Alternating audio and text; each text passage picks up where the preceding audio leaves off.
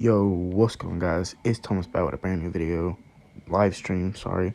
So, today, I'm going to be, I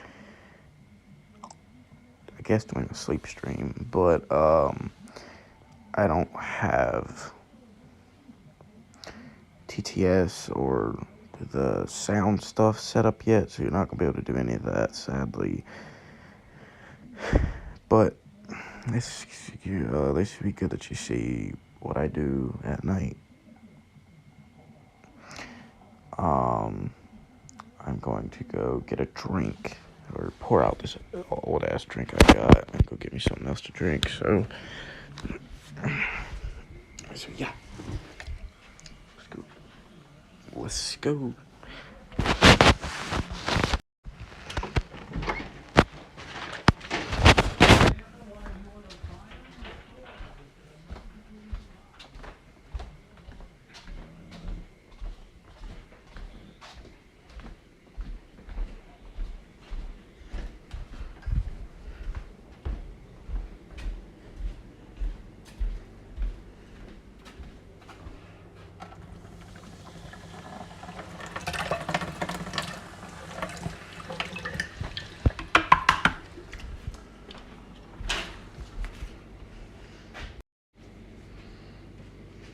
Alrighty.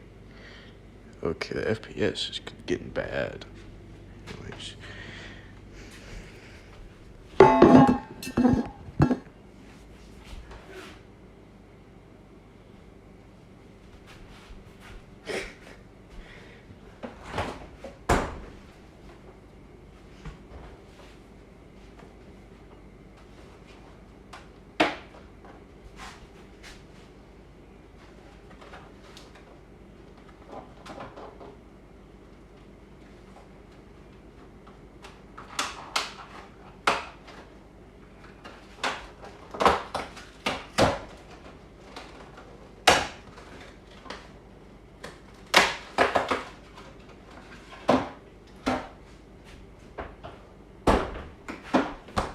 Alrighty, gotta Sprite.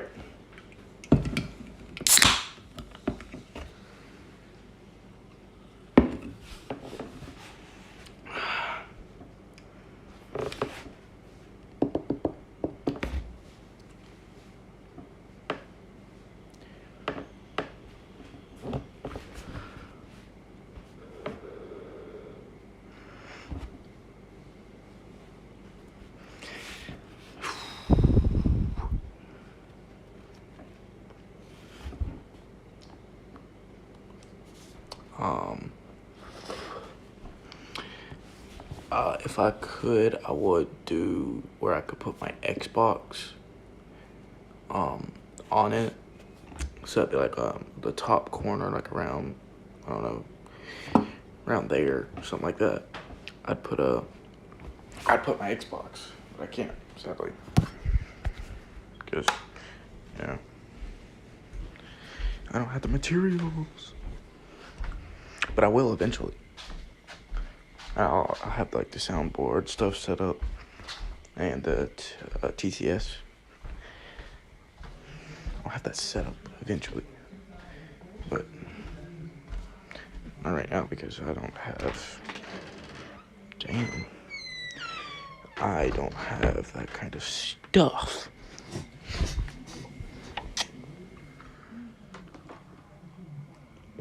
I don't have that shit.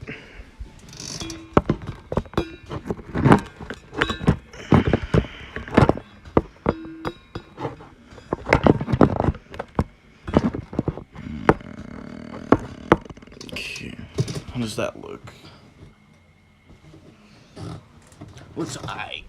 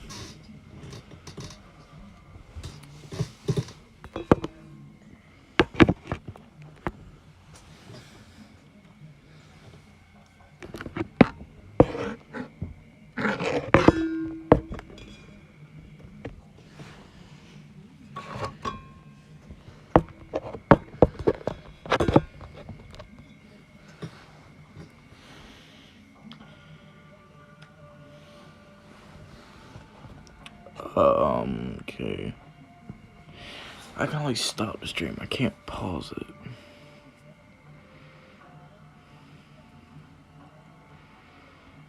I guess I'll leave it running. I'm going to be going to the bathroom. I will be back.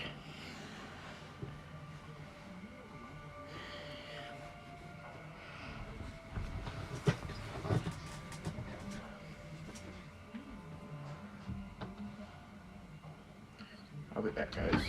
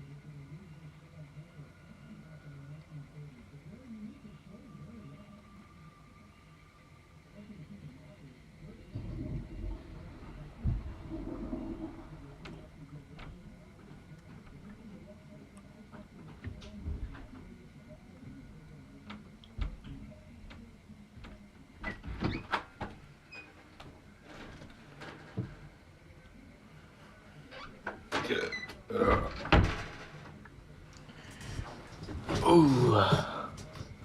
Sorry for the wait, guys. I had to go to the bathroom.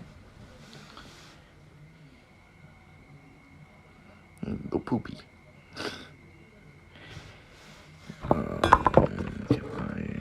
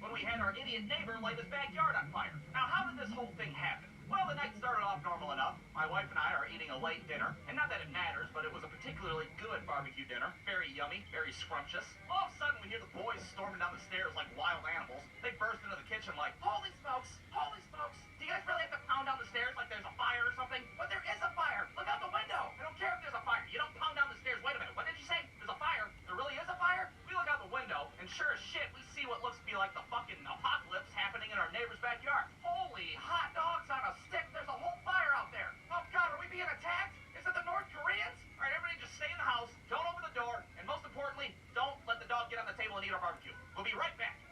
So we sprint out there in a panic, and we quickly find out that, yes, indeed, our neighbor's backyard is ablaze. So we start yelling out to see if anybody's out there. Hello? Anybody home? You, have a situation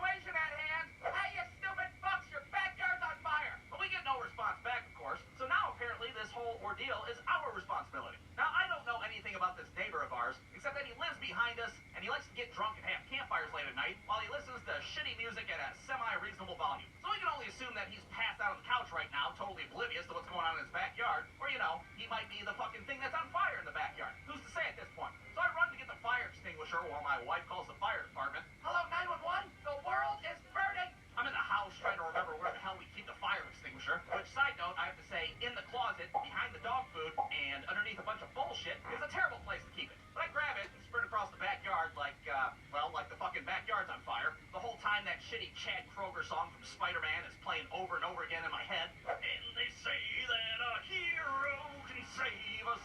I'm not gonna stand here and wait. I get to my neighbor's backyard, and up close and personal, I have to say that this fire is a little bit more than I bargained for. I mean, look at this shit. I'm supposed to deal with this? Where's the fucking Mighty Morphin Power Rangers when you need them? What the fuck? So I let loose the fire extinguisher.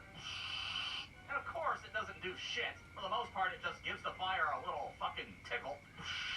The whole time the kids are watching us through the window, wondering which foreign power just carpet bombed our whole neighborhood. Meanwhile, the fucking dogs annihilating our unattended barbecue. Well, now the fire's starting to spread to our backyard, which is bad news because our pool's right there. And surrounding our pool is our old-ass piece of shit deck that's made out of, like, fucking pirate ship wood, for Christ's sake. That thing's gonna get lit up faster than Aunt Carol on Thanksgiving. We better come up with a plan B, and we better do it quick. And that's when I think, oh yeah, the pool. I can just drain the water out of the pool and point the exhaust hose right at the fire. That's brilliant. But there's only one problem, and that is that the day prior, I fucking drained all the water out of the pool for the winter. That's a nice dry pool. I'm sure this won't come back to bite me in the ass several hours later. Well, shit, all right, on to plan C. We're gonna have to use the garden hose on the side of the house. That's just gonna have to do. Except there's another problem, and that is after I drained the pool yesterday, I fucking stored the hose in the shed for the winter as well. Oh, god damn it, what a perfect asshole I am. So I take the hose out of the shed and scamper back. Chad Kroeger's still ringing in my ears and shit. I hold on to the wings of the eagles. This fucking song blows ass. I fling the hose to my wife while I hook it up to the spigot. And of course the hose is just not quite long enough to reach the flames. My wife's doing fucking back bends and shit, trying to arc the stream as far as possible. Is it working now?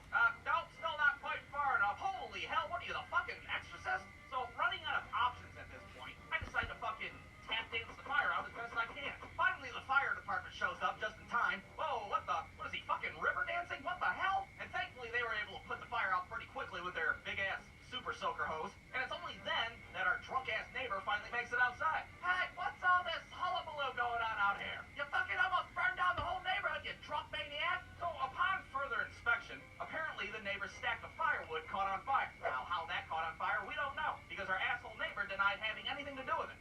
Sir, did you have a campfire tonight? I don't know. I don't think so. Sir, is this your pile of empty beer cans and idling flamethrower?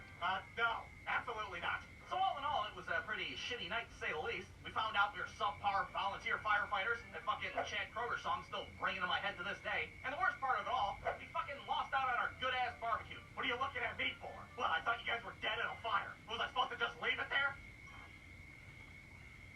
Roastil.com.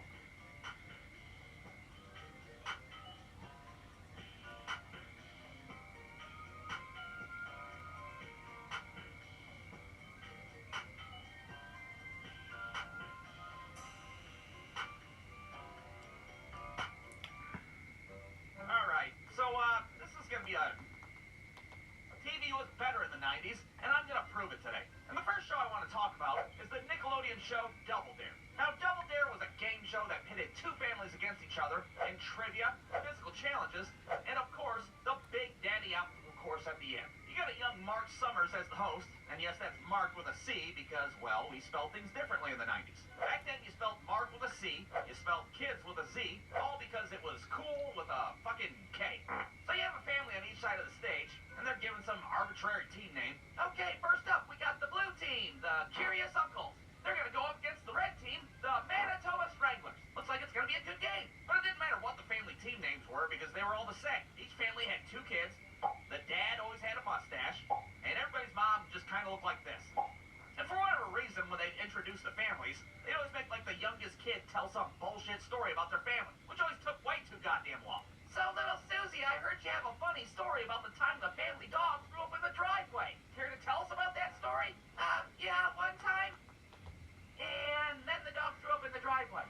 That was a fantastic story there, little Susie. How about we do some fucking trivia now? Now, Double Dare starts as a basic trivia game, but there's a catch. And that is, if you don't know the answer, you can always dare the other family to answer it and hope that they're just as stupid as you are. Well, hold on a goddamn minute. The show's called Double Dare after all, and that is because they could always double dare your ass back. Now you have to do a physical challenge and look like a complete asshole on cable television. And since trivia is boring as hell by itself, I think they made the trivia questions a little difficult just so they could get to the goddamn physical challenges.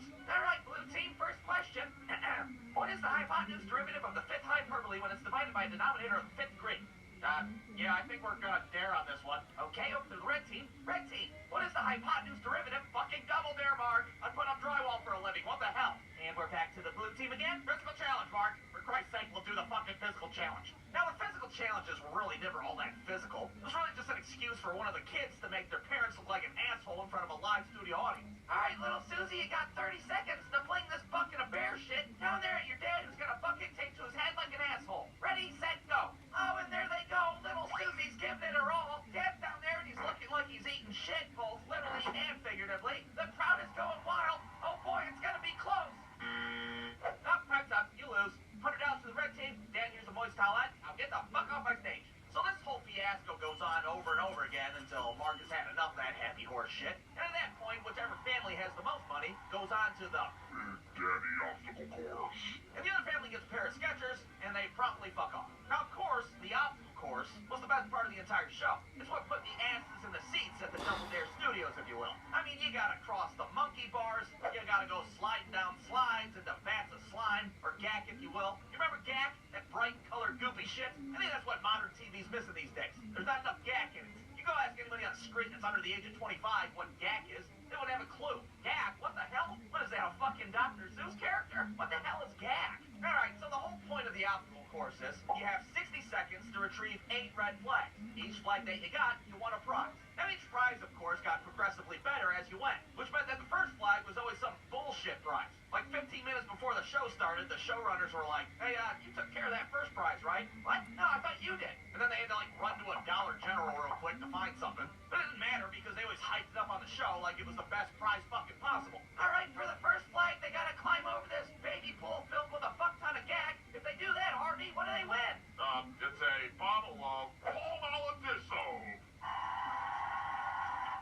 Yeah, that's right. Whether you're scrubbing pots and pans or you're disciplining foul-mouthed children, dish soap by Palmolive will get the job done. And of course, the middle flags would always showcase, like, the peak of 90s electronic technology at the time. All right, for this obstacle, we're gonna dump a bunch of bullshit on your head, and then there's, like, a flag or something. I don't know. Harvey, what's the prize they win? It's a Panasonic VCR. That's right, this bad boy comes with tracking, a remote control, and it weighs more than an average 5th grader. Now Dad can watch Smokey and the Bandit right in your very own living room thanks to VCR by Panasonic. Now, the grand prize, of course, was at the very end, and this was either a vacation or it was a brand new car, which I thought was very ambitious for a Nickelodeon game show. All right, little Susie, if you get past the rabbit Doberman and grab the flag, Harvey, what's the grand prize? It's a Ford Escort. That's right, it's a 1.6-liter four-banger with a top speed of 49 miles per hour. It's cheap, it's economical, and it sounds like the hooker of automobiles. It's the Escort by Ford. So finally they start this obstacle course, and let's be honest, it's a complete shit show. I mean, the kids are one thing, they're all spry and limber, they're doing well. But then you got Dad lagging behind with his fucking high-ass blood pressure, and Mom, who hasn't fucking ran anywhere since her lacrosse days in high school. They got 60 seconds. They sure as hell ain't winning that Ford Escort, I can tell you that. Hell, even as a kid, I knew how every episode of Double Dare was gonna end. And that is with time running out, and somebody's out of breath dad frantically searching a giant nose for a fucking flag. Oh, that's a bullshit. There's no flag in there. This goddamn game is rigged. Oh, wait a minute. Here it is.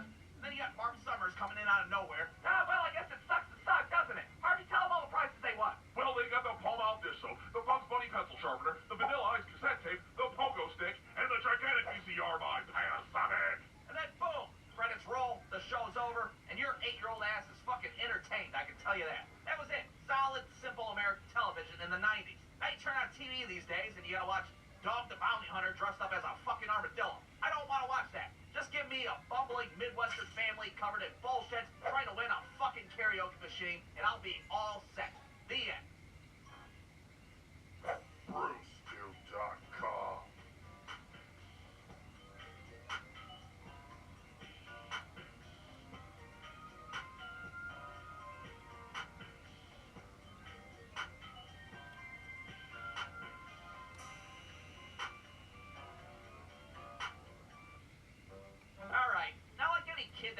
the 80s and 90s, I spent a lot of my time playing games outside.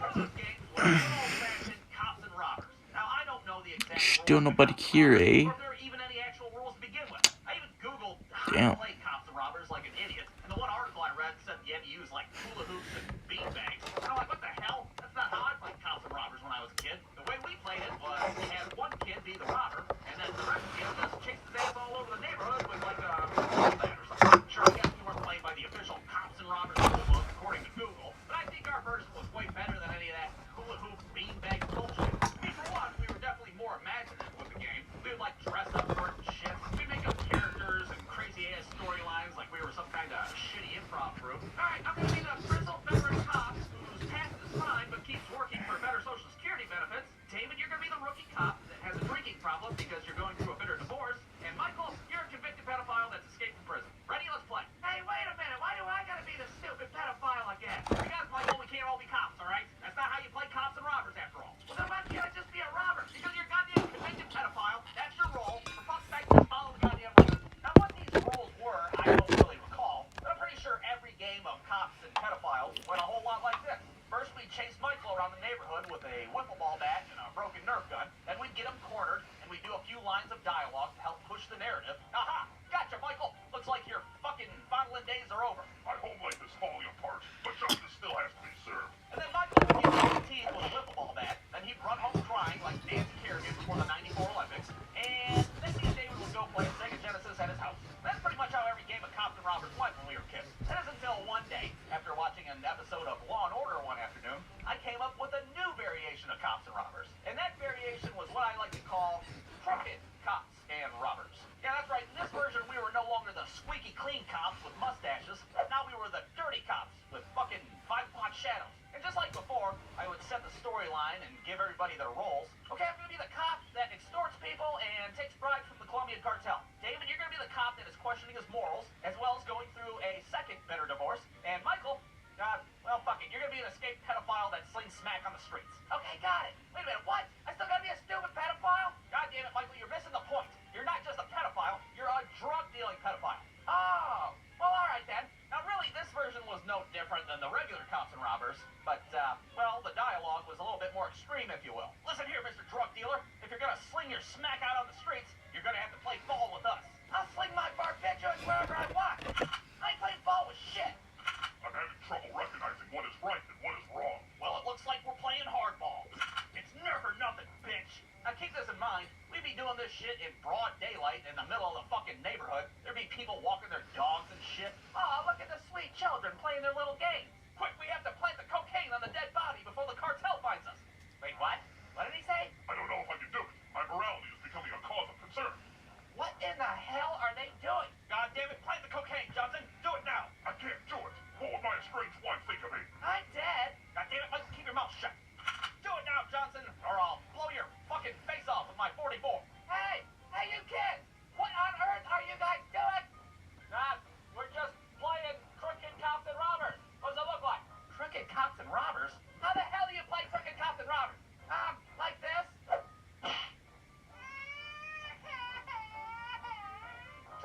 Well, you want to go play Sega Genesis? Yeah, let's go play fucking Sega Genesis.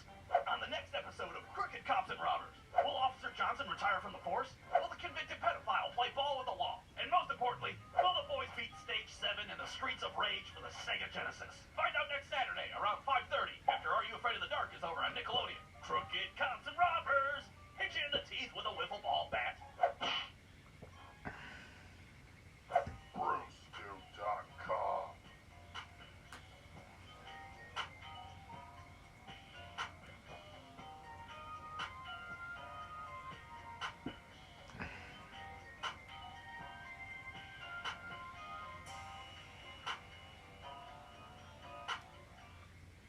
Alright, so not too long ago, I had to go to the eye doctor to renew my prescription for contact lenses. And like most people, I put off going to the eye doctor as long as I can, until I'm on my last pair of contacts. They've been in my eyeballs for way too long. Every time I blink, it makes a sound effect.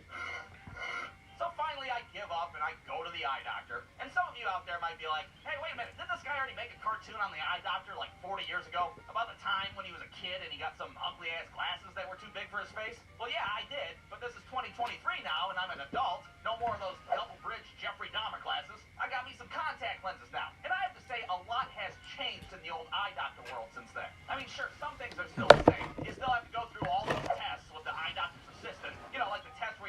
smash your face up against the machine and stare at a fucking hot air balloon while they measure the circumference of your eyeball or whatever the hell they do? Now, maybe instead of the hot air balloon, some of you may get the old big barn on the horizon, whatever your flavor is. And I don't know about you, but every time I stare at that thing, I feel like I'm getting set up for like one of those jump scares, like it's fucking 2006 again. Okay, now focus on the big balloon.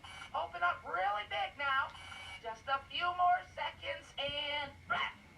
Hey, okay, good. You saw the demon, right? That means you don't have cataracts or some shit. I don't know. All right, on to the next test. And the next test, of course, is that piece of shit glaucoma test that everybody hates. You know, where you put your head in one of these bad boys and they're all like, okay, you're gonna feel a little puff of air on your eyeball. You ready? Okay, let's do the next eye. So immediately I'm on guard at this point. I know that test is coming. It's always after the hot air balloon. Well, imagine my surprise when this lady pulls out a little handheld thingy. And my first thought was, oh, fuck, they turned it into a gun? This is gonna be bad. So she pulls the hammer back on this thing and points it at me all execution style. All right, now you might feel a little tickle on your eyeball. You ready? Are you holding your breath right now? Can you just get it over with already? Now, I'll be damned, but this lady was correct. It is just a little tickle on your eyeball now. Holy hell, put a point on the board for the eye doctor in 2023. They fixed the goddamn glaucoma test. What a time to be alive. So now I'm feeling pretty good. That is, until they make the arbitrary decision that they need to dilate my eyeballs. Now, if you've never had your eyes dilated before, well, the process works like this. First, they drop battery acid into your eyeballs, and then they make you Stevie Wonder your ass back out to the waiting room for 15 minutes until your fucking pupils look like you just dropped acid, and everything around you looks like fucking graphics from a Nintendo 64. But put another point on the board for the eye doctors 2023, because now they offer an alternative. Okay, so we can dilate your eyeballs the old-fashioned way with the battery acid, or for an extra $35, we can skip the dilation and use this new fancy machine that we got. $35? Lady, I would have ate stuff out of your garbage can if it got me out and get my fucking eyes dilated. Sign me up. Hell yes, Eye Doctor in 2023. I would buy a t-shirt at this point if they had a fucking merch shop. So finally the opening act is over, and now it's time to see the headliner, the old Big Daddy Eye Doctor himself. Now, I've encountered many eye doctors in my extensive past of troubled eyesight, and most of them seem to be no-nonsense guys that seem generally pissed off to be eye doctors in the first place for whatever reason. But this guy burst in the door with the energy of like a fucking 90s game show host. Hey there, howdy who, I'm Dr. Sunshine. Who's ready to play the Family Feud? I'm here for contact lenses. Yeah, I see that. Tell me, how long have you had those crusty things in there for? Not too long, really.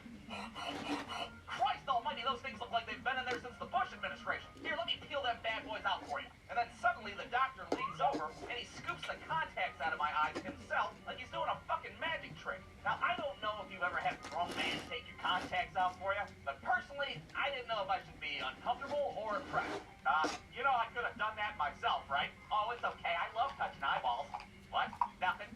Anyways, let's do your exam. So unfortunately, the 2023 eye doctor still has the same fucking steampunk eyeball contraption thing that they slide on your face. But the big difference this time around was that I didn't feel pressured one bit when comparing the different slides. You see, when I was a kid, I could always sense the doctor's impatience as I struggled to figure out which slide was blurrier than the other. And me sitting there panicking, feeling the pressure. Okay, we have number 1 and number 2. Oh God. Number 1 and number 2. Could you, like, put them side by side? Oh, for fuck's sake, how hard is it? You know what, to hell with it, I'll just pick for you. And if you end up with Coke bottle glasses, that's on your indecisive ass. But that's not the case for the eye doctor 2023. No, this guy's got the fucking patience of a Shaolin monk. Okie dokie, we have 3, and we have 4. Oh, lordy. 3 again, and 4 again. Is there any way you can, like, do them side by side? Oh, you know, I sure wish I could, but, well, it turns out that would be fucking stupid as hell. 3 and 4, and then once that was over, that was it. The appointment's over. I got my prognosis, which I already knew, and then they send me out the door, and I don't even have to Stevie Wonder my ass out there with the cardboard sunglasses. Eye doctor in 2023, not a bad time. I can blink like a normal human being again. The eye doctor didn't make me feel like an idiot, and I didn't get a sucker at the end. So if you're a piece of shit like I am, and you've been putting off going to the eye doctor, well, knock it off and get your ass in there. You'll become a diehard fan just like me. The end. BruceDude.com.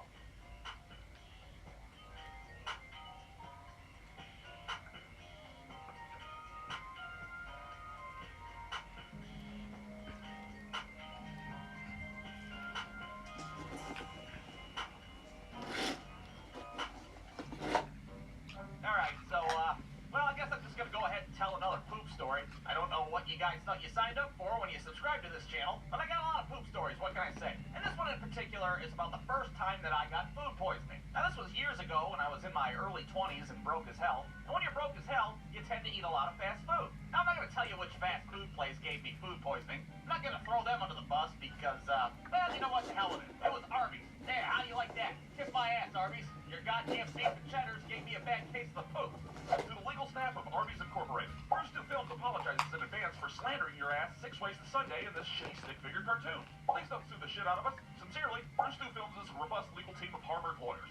Okay, so like I was saying, I ate a very delicious, but very tainted beef and cheddar sandwich from Arby's. And this naturally gave me a very bad case of the poops several hours later. Now what do I mean by a very bad case of the poops? Well, if you've ever read the classic Aesop fable, The Boy Who Cried, I gotta shit, and I gotta shit right now, then you'll know exactly what I'm talking about. You see, what would happen for the next day and a half was that my stomach would be all like, and then I'd have precisely 14 seconds to find the nearest toilet before my asshole fell out and a river of shit destroyed the greater county area. But the thing is, as soon as I reached the toilet, instead of shitting out a cascade of ickiness, all I could muster out would be like half a turd at the most. No, what the fuck, that was it? And this would repeat, oh, I don't know, every 20 minutes or so, just over and over again. You know, stomach, bathroom sprint, and then squeaky fart, half a turd.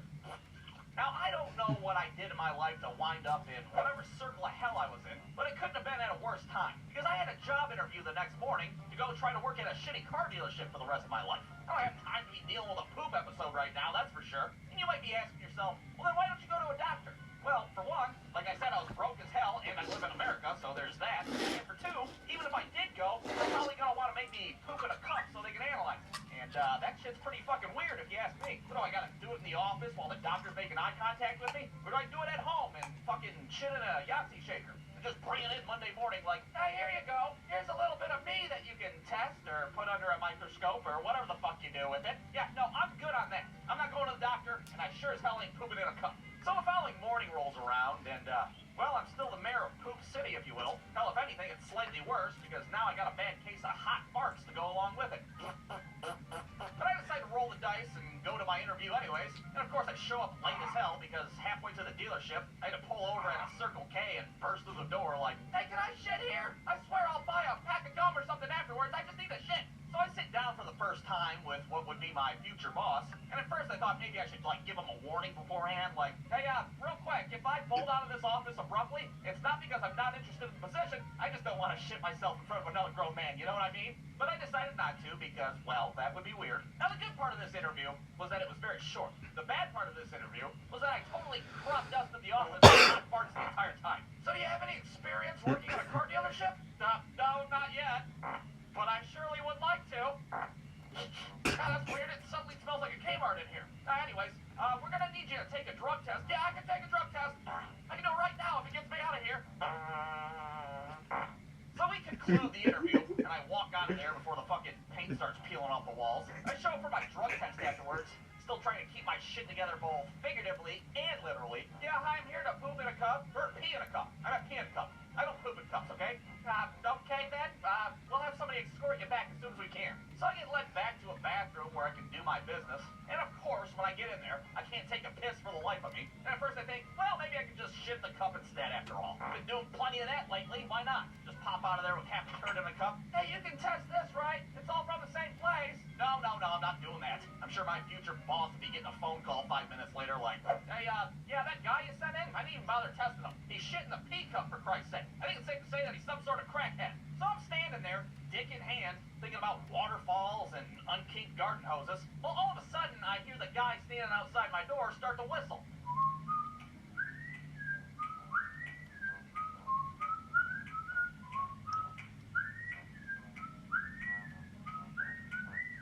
And at first I'm like, God damn it, the fucking audacity this guy has to whistle at a time like this. But then suddenly, two things started to happen. One, I started to pee a little. Not much, but enough. And two, my stomach stopped making that sound, and the urge to poop suddenly faded away from me like, well, like a fucking fart in the wind. Now, to this day, I don't know if it was the sweet, sweet melody that is the Andy Griffith whistle, or if that guy outside the door was a fucking witch doctor of some sort, but I couldn't have been more relieved at that moment.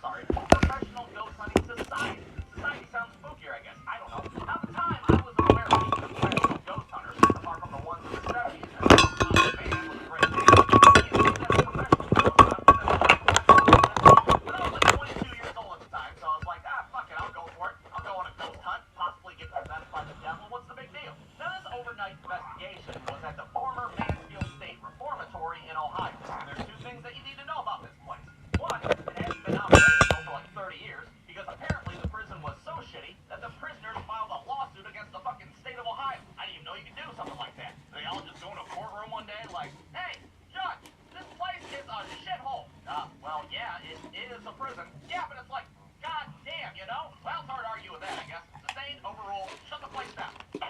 And two, the Mansfield State Reformatory just so happens to be the filming location for the movie The Shawshank Redemption. And you bet your ass they have a museum there, and they offer tours of all the filming locations. So when we got there that night, that was the first thing that we did. To hell with any goddamn ghost investigation. We got to fucking see the bench where Morgan Freeman sat at and ate a tuna fish sandwich. We got to see the line that everybody stands at the beginning. The was here, so was Brad carving in the wood, reenacting scenes from the movie and shit. Hey bro, check this out. Get busy living or get busy dying. Now that's pretty good. Check this one out. I have to remind myself that some birds aren't meant to be caged. Their feathers are just too bright. Dude, your fucking Morgan Freeman impression sucks ass. Needless to say, it's worth the trip just for the tour. But let's not forget what this cartoon's about after all. A fucking professional ghost hunt. So after the tour, we meet up with this professional ghost hunting team. They're a society. And at first, I didn't know what to expect. I mean, what's a professional ghost hunter supposed to look like after all? I was picturing like a dude in a cloak, with like a Fu Manchu mustache, like fucking cloudy eyeballs. I don't know. But instead of that, it was just a bunch of normal dudes wearing polos. Hi, my name's Paul, and I do heating and air conditioning for a living. But in my spare time, I investigate the fucking dead. I have to say that these guys seem pretty legit with all their paranormal equipment that they have. We're talking electromagnetic field detectors, thermometers that can find cold spots so you can walk through dead people. I mean, some of the shit they had was a little questionable, but, well, what the hell do I know? Yeah, this here's my Spirit Blaster 9000. I use it for personal protection against demonic forces. That looks like a pump-action shotgun. Oh, I'm sorry, are you the fucking professional here? It's a goddamn Spirit Blaster 9000, all right? So we break up into two teams, or, well, two mini societies, if you will. There's the Tim Robbins Mini Society, which would investigate the western cell block of the prison. And then there's the Morgan Freeman Mini Society, consisting of me, Brewer, and Captain H-Back himself. And we were in charge of the eastern cell block. Now, we had two basic goals for this investigation. One, study any paranormal activity that's discovered in the prison. And two, don't get possessed by the fucking devil. Alright, maybe the second one was just my own personal goal. Ever since I seen The fucking Exorcist when I was 8 years old, being possessed by the devil has just been like a top 5 fear of mine, alright? And if it was ever gonna happen, it was gonna happen at a fucking overnight paranormal investigation at a rundown reformatory. So with that in mind, we start Scooby-Dooing it in the eastern cell block. I have to say that investigating a derelict prison is a pretty unsettling experience, to say the least. It's darker than a carload of assholes in there. We're armed with nothing but a goddamn flashlight. Here's some actual footage that I recorded, and as you can see, those prisoners did have a point. The place was indeed a shithole after all. Here you can see an area that clearly says stay out, which, well, we promptly ignored. And that led us to a very terrifying place. Well, it's a room full of shitters, apparently. Just a bunch of potties bunched together in the dark, which I'd say is pretty unsettling if you ask me. But the most unsettling part of the investigation was when Captain H-Back had us turn off our flashlights, sit in the complete darkness, and I don't know, become one with the state reformatory. And it was right about this point where I wonder what the fuck I was doing with my life. I mean, here I am in the dark, in the middle of an abandoned state prison, completely vulnerable. We're practically asking to get possessed by the devil at this point. There could be a fucking demon in pissing distance of us, and we'd have no idea. Any second, I'm gonna look over at Brewer, and he's gonna be like, I am the devil. meanwhile, Captain H-Back is over there totally engulfed in all his paranormal toys. Alright guys, I'm gonna use my Spirit Detector 9000 and see what's out there. Is that a fucking Nokia phone taped to a badminton racket? Shut the hell up, I think I'm getting something. Ah, I fucking knew it. Alright everybody, follow me. So at this point, we enter into a room that I assumed was the prison shower. And my first thought was, oh great, the prison shower. This place surely won't be haunted as hell. Nothing bad ever happens in the prison showers after all. And just when I think that, we heard a noise from the other side of the room. And by we, I mean 2 out of the 3 of us heard it. Holy smokes, did you guys hear that? Yeah, I fucking heard that. Hey, you guys want to get Taco Bell when we're done here? God damn it, get your head in the game. I think that noise came from that vent over there on the wall. So we go over to the other side of the room where this big-ass vent is, and the fucking Nokia phone just starts going ballistic. Holy hot dogs on a stick. Boys, there might be something demonic in this vent.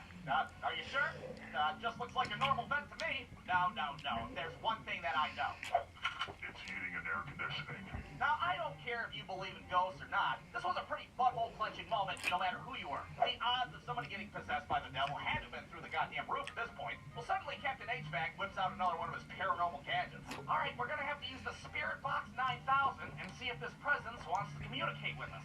Now, I gotta say, the Nokia Batman racket was one thing, but this Spirit Box 9000 contraption was on a whole nother level. Somehow, this device allows spirits to talk to the living. I don't know what the science is behind it, something to do with frequencies and an electromagnetic, whatever the fuck, but somehow a ghost can form a word with this machine, and the machine says the word out loud for you to hear. It's basically a fucking speak and spell, but for dead people. So he whips this bad boy out and was like, hello, we are the Morgan Freeman Mini Society. On a scale of 1 to 10, can you tell me how dead you are? And I shit you not, as soon as he asked that fucking Spirit Box 9000 said one word and one word only. Murder. God, did that thing just say murder? Murder. I don't like this anymore. Murder. Murder. Murder! Oh my God. Alright, that's not what really happened. I kind of wish it did. It would have made a better ending to the story. But instead, what really happened was that me and Brewer sat there for like 45 minutes and watched this guy have a conversation with a fucking vent, and this goddamn Spirit Box 9000 just uttered a bunch of random-ass words that made absolutely no sense. Porcupine, popsicle, pumpernickel, what the hell? Hang on, is this thing fucking calibrated right? Yeah, I don't know what late-night QVC infomercial this dude bought this thing from, but it was a complete pile of horse shit. Penguin, Pop-Tart, Panama. What the hell? Why does it only say P-words? This thing is a piece of shit. I think it's safe to say that we didn't experience any paranormal activity at the Mansfield State Reformatory. That might seem disappointing at first, but, well, on the plus side, nobody got possessed by the devil and did a fucking backwards crab walk down the steps either. So I consider the investigation a success. And you might be sitting there watching this like, you piece of shit, what an anticlimactic ending. Well, what can I say? Real life's not a goddamn Quentin Tarantino movie, alright? Feel free to take your ass down to your local Walmart, pick up a Ouija board, and you can go talk to the devil yourself and see if you get a better ending. Good luck with that shit. In the end, we survived the investigation of the Mansfield State Reformatory, and most importantly, we did get fucking Taco Bell on the way home. So it was a great night.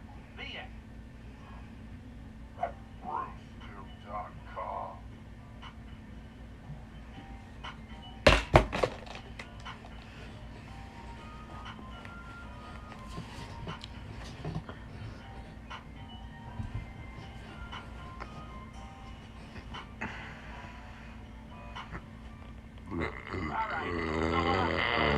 Embarrassing, but I'm going to tell it anyway. And it's a story about the one-chip challenge. And for those of you that don't know what the one-chip challenge is, well, it's a single tortilla chip that's supposed to be the spiciest, most hottest tortilla chip in the world. Now, I didn't know anything about it until my wife brought it home from the store one day. Hey, I bought this spicy tortilla chip at Circle K for $9. Isn't that funny? What? You spent $9 on a single tortilla chip? No, that's not funny. Are you nuts? I gotta say, this thing is a little intimidating to look at. I mean, it's packaged in a box that's shaped like a coffin. It's not very promising. But how bad can it be? I mean, I can handle spicy food pretty well. Besides that time I had that extraordinarily hot jalapeno popper at Frickers that one time, and I had to excuse myself from the table before I cried in front of my wife. That was a different story. Alright, this is just a single tortilla chip we're talking about. But then one of our friends came over later that day, and he seen it on the counter and was like, whoa, is that the one-chip challenge? Who's the fucking idiot that's about to eat that? Well, I was thinking about doing it. Why, is it really hot? Really hot?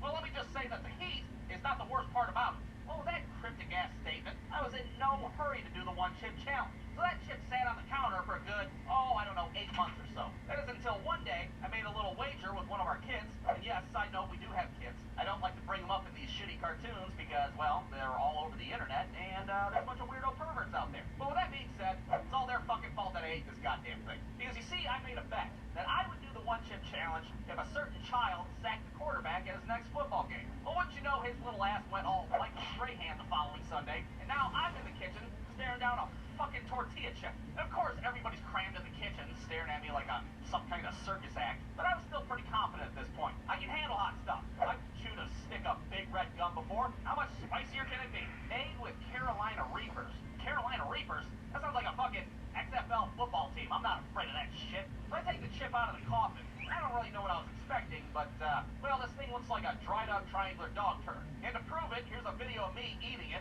and to my surprise, it fucking tastes like a triangular dried-up dog turd. It is the nastiest thing I've ever tasted in my life. It was so bad, I felt like they should have had a warning on the box, like, caution, this thing tastes like the roof of somebody's asshole. So like 15 seconds go by, and I have no heat whatsoever. I start thinking, maybe I got it done. Maybe it's expired. Did I wait too long? What the hell happened? And just when I thought that... Oh, God. I can't breathe. Somebody get me a stick of fucking Big Red gum, that's for sure. It is the hottest thing I've ever had in my life. At this point, everybody in the kitchen is just concerned about my general well-being. Here I am in the sink trying to hold it together, trying not to fucking cry like the Frickers incident all over again. Now, thankfully, the heat only lasts for about 15 minutes or so. So once you hit that 15-minute mark, you're in the clear. Or so I thought. Because what I found out is that the heat doesn't go away. It just moves on down to your stomach. So now it feels like this goddamn chip is just hanging out down there, melting my insides with a hairdryer. Well, now how am I going to solve this conundrum? Well, I'll tell you what I did. I fucking ate an ice cream cone. Seemed like a good idea at the time. It seemed like that ice cream cone would go down there and start beating that chip's ass. And that seemed to be the case until my stomach was like... Yeah, apparently that ice cream cone wasn't beating the chip's ass. It was fucking playing patty cake with it instead. Now, all of a sudden, I get these stomach pains out of nowhere. And they are debilitating. I'm laying on the couch making my peace with God. Take me now! Pretty, please! Now, eventually, dinner time rolls around. And on this particular night, we were just so happened to have a big old pan of lasagna. Now, I know what you're thinking. He wouldn't eat lasagna on top of an ice cream cone, on top of a bunch of milk, with a fucking devil chip inside of him. That wouldn't make any sense. Well, you're wrong, because I ate a big-ass fucking plate of it. My stomach at this point was like, oh, what the fuck? What are you trying to ruin us? And have a better chance at digesting a fucking alarm clock than any of this shit. So I eat a thick-ass piece of lasagna, and to my surprise, the stomach cramps go away. Oh my God, it's over. I did it. But wait a minute, there's more. A lot more? So much more. Because at this point, the chip transfers over to my intestines, and my intestines were like, no thank you, you can go fuck yourself with that, and promptly sends it right to my asshole. Now, I don't know if you've ever had the pleasure of an on-fire butthole before, but let me tell you, it's not as fun as it sounds. For the next 45 minutes, my ass transforms into like a fucking malfunctioning flamethrower. And of course, it's noisy as hell in there. There's no way I can be discreet at this point. Sounds like there's fucking 14 people taking a shit at once. Are you alright? Should I call the cops? The whole time I'm sitting there, all I can think about is, oh, that's why they put the chip in a coffin, because the coffin is for your asshole afterwards. Now I get it. After a very unpleasant, very emotional trip to the bathroom, it's finally over. And I'm so pissed off at this point, just like yelling a stream of obscenities at the toilet, taking all my anger out on it. You fucking tortilla chip! Fireballs on your fucking asshole, you maybe you guys should go play Nintendo or something. So, that's the One Chip Challenge. For anybody that's interested, I highly recommend it, especially if you have a good 8 hours that you just can't find anything to do. Clear out an afternoon, because it's not so much the One Chip Challenge, it's more like the One Chip all fucking day ordeal. But I did survive it, and more importantly, I understand why the heat is not the worst part of the whole goddamn thing. The end. BruceTube.com.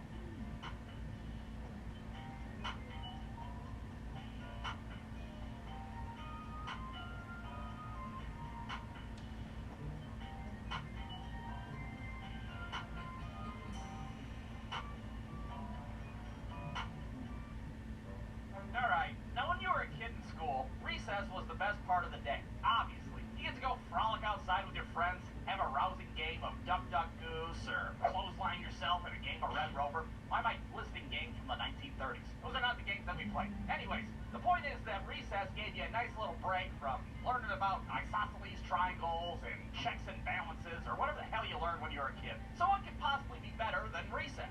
Well, that's an easy one. How about 2 recesses? That's right, I'm talking about the good old-fashioned bonus recess. Now, how the hell do you get a bonus recess in the first place? Well, a bonus recess would occur if A, a kid suddenly just barfed all over his desk, or B, if a kid pissed himself in the middle of a classroom like some kind of wild animal. Either way, everybody gets to go outside for a bonus recess while the janitor cleans up whatever bodily fluid was left behind. Now, the first bonus recess that I recall was in the 2nd grade, and in this particular case, nobody peed in their pants, nobody barfed all over their desk either. Instead, somebody decided to take a piss inside the co-room. I don't know who did it, or what the fuck their agenda was, but there was definitely pee in or around the co-room, and we had to get the hell out of there. Now, at first, nobody noticed. We had just came in from recess, we were balls deep in a spelling test, everything was fine. Okay, the next word is angina. Uncle Frank's angina ruined everybody's Thanksgiving. Angina. But then all of a sudden, the smell of little kid piss just kind of wafts into the room, which, you know, is kind of a hard thing to ignore in the first place.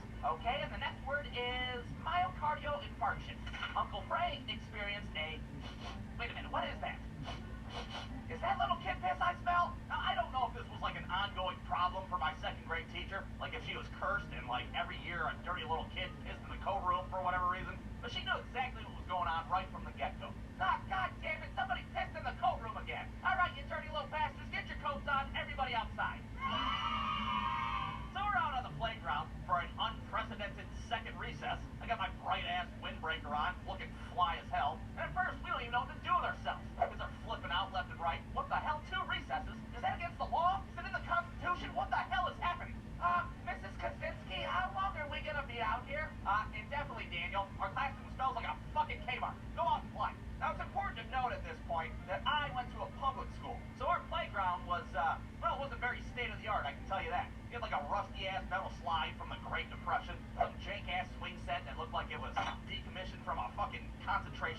Yeah, needless to say, there was a lot of imagination being used out on that playground, that's for sure. But the one thing that we did have that was kind of fun was a kickball, which we would play the game where you throw the ball up and promptly try to kill whoever catches it. Hey, you guys want to play murder ball? Sure, I guess. It's not like the teachers cared because they were too busy off to the side talking shit about the students in their classes. That's when I said, no, Eric, the numerator's the top number, you piece of shit. What kind of sick weirdo are you? And then it gave his ass detention. Oh, yeah, that's fucking badass. Now, normally at recess, I would participate in murder ball like all the other degenerates, but I didn't want to get my fly-ass windbreaker dirty, so on that day, I optioned with the fucking Great Depression slide. Well, unbeknownst to me while I was up there, the drawstring of said fly-ass windbreaker somehow got wrapped around the slide handlebars, so when I went to go down, I essentially hung myself by my neck and choked myself like a fucking idiot. Yeah, no, piss. Somebody help me. Now, you'd think that a second grader wearing holographic clothing slowly choking to death on a 12-foot slide would be pretty noticeable, but everybody's too goddamn wrapped up in murder ball to notice. Not to mention the teachers are still over there too busy talking shit. So then I said, fuck it, Daniel, don't learn the order of operations. But in the future, when your ass is smoking meth under a bridge, don't come crawling back to me. Ooh, you told his ass, that's for sure. But now I'm freaking out, I'm turning purple and shit, time is running short. All I can think about is that part in the movie Independence Day where the dude's getting choked by the alien and shit. Release me! Release me! And frankly, I'm a little pissed at myself as well. Like, this is the way I'm gonna fucking die? Are you serious? It couldn't have been something cool, like a sword fight, maybe even a fucking Donner Party situation? I don't know. Nope, looks like I gotta die via a fucking stupid-ass windbreaker from TJ Maxx. What a legacy I'm leaving behind. And just when I'm about to give up and make my peace with God, I see out of the corner of my eye this little kid at the top of the slide just staring at me like I'm some kind of fucking circus act. Hey, can you get off? I want to go down the slide now. Release me! Release me, goddammit! Now, thankfully, this kid did run over to the teachers, and he was all like, hey, there's that dead kid on the slide over there. There's a what? Holy hell, what happened? So now my teacher's running across the field like the playground's on fire. Absolutely nobody's playing murder ball at this point. They're all staring at my destitute ass on the slide. Somehow my teacher gets up there and releases me, finally, from the stranglehold of the goddamn windbreaker. And to my surprise, she starts losing her shit because she thinks somebody did this to me on purpose. Like it was some kind of weird Lord of the Flies shit, and I was being sacrificed to the goddamn Great Depression slide. Who did this? Who tried to commit manslaughter on this child? And my ass sure as hell wasn't gonna admit to everybody that, well, I almost murdered myself. So I was like, yeah, who did it, huh? Who tried to kill me with my own piece of loud clothing? But that mystery, of course, went unsolved that day, just as well as the mystery of whoever pissed in the co-room in the first place. We went back to our bleach-saturated classroom and finished our spelling test, and I haven't wore a goddamn windbreaker since. The end. BruceDuke.com.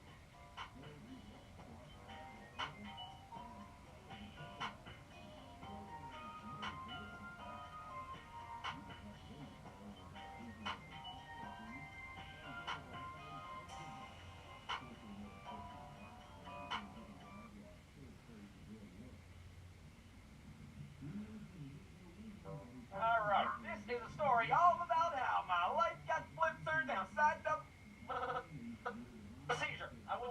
Matt and I are playing some Poketron cards. We're having a good old time. Now, normally I would whoop Matt's legs at Poketron cards 6 ways to Sunday, but on this day, the unimaginable was happening. I'm having what some people would call a suck. You know, where you're flopping around like a fish. No, I just laid there, half dead, eyes wide open. What a ripoff. Hot dog. Whoa! Oh, I want ketchup. Oh! We think your son's dead. Not a big surprise. They carried me to the ambulance. Apparently. We're just gonna shine a few lights in your eyeballs. What do I look like, a doctor? No. Hello, sir. Would you like to buy a candy bar for a good cause? I got the type 2 diabetes, you little... Hi, my dog has glass bones and paper skin. And we're selling candy bars to help raise money for him. Oh, my God, your dog has red... How awful. Honey, go... Wow, and I still don't know who the one deal dingle is. You're not a millipede. You don't need multiple scooters to ride around on. All right, that was fun. Now what do we do? We try to hurt each other. Oh, yeah, I was thinking the same thing. Let's play a game called Drop Kick. How do you play Drop Kick? Let's start the game. That was the name of our favorite game to play on the trampoline. Drop out. Wow. You're disgusting. Now, chances were that it's us kicking launch Matt into the stratosphere.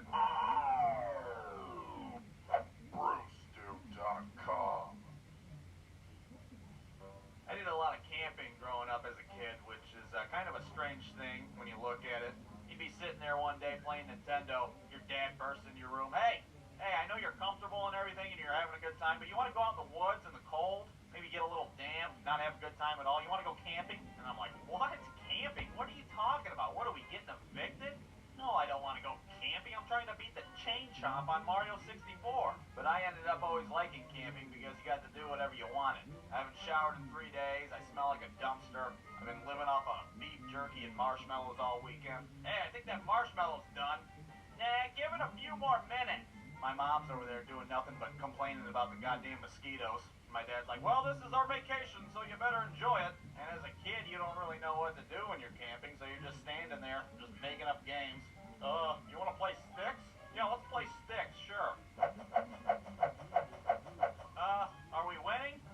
Yeah, I think so. I don't know. And this one time, my parents brought my cousin David along with us to the campground. And it's one of the first memories I ever had with camping. It was nighttime, and we're sleeping in our little tent. And he wakes me up in the middle of the night, and he's like, dude, I gotta poop.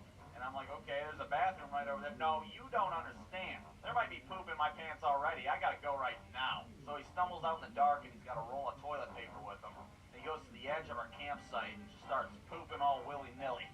Wherever it goes, wherever it lands, whatever. And as he's using the toilet paper, he's kind of just throwing it wherever he wants because it's dark out. He can't see anything. And he comes back in the tent and he falls asleep.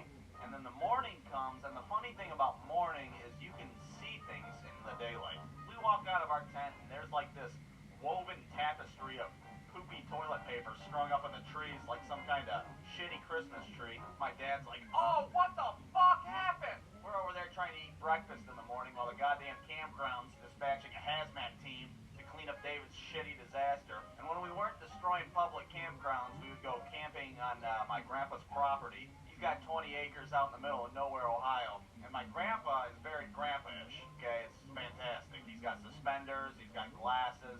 He gives you a little gems of knowledge when you're outdoors. You know, it's not what a man does. It's who a man is that makes him a man. And I'm over there picking my nose like, oh, okay, yeah, sure, Grandpa. And he's just so outdoorsy. He'd be like kicking a bear in the face while he's whittling you a birdhouse out of pine wood. I'm over here coming off a 3-day marathon on Nintendo 64. Like, if I see a spider, I'm going to poop my pants. I don't even care. And speaking of spiders, we had one outhouse on the property. That's where you went to poop. And this outhouse had some of the biggest, most demonic fucking spiders you've ever seen in your life. And there was a window on the side of the outhouse. I don't know for what reason, but every time you'd go to take a poop, you'd gather an audience of little kids that would be hopping up and down trying to see what you were doing in there. Hey, what's going on? Hey, what are you doing in there? Can you fucking stop? I got enough to deal with already.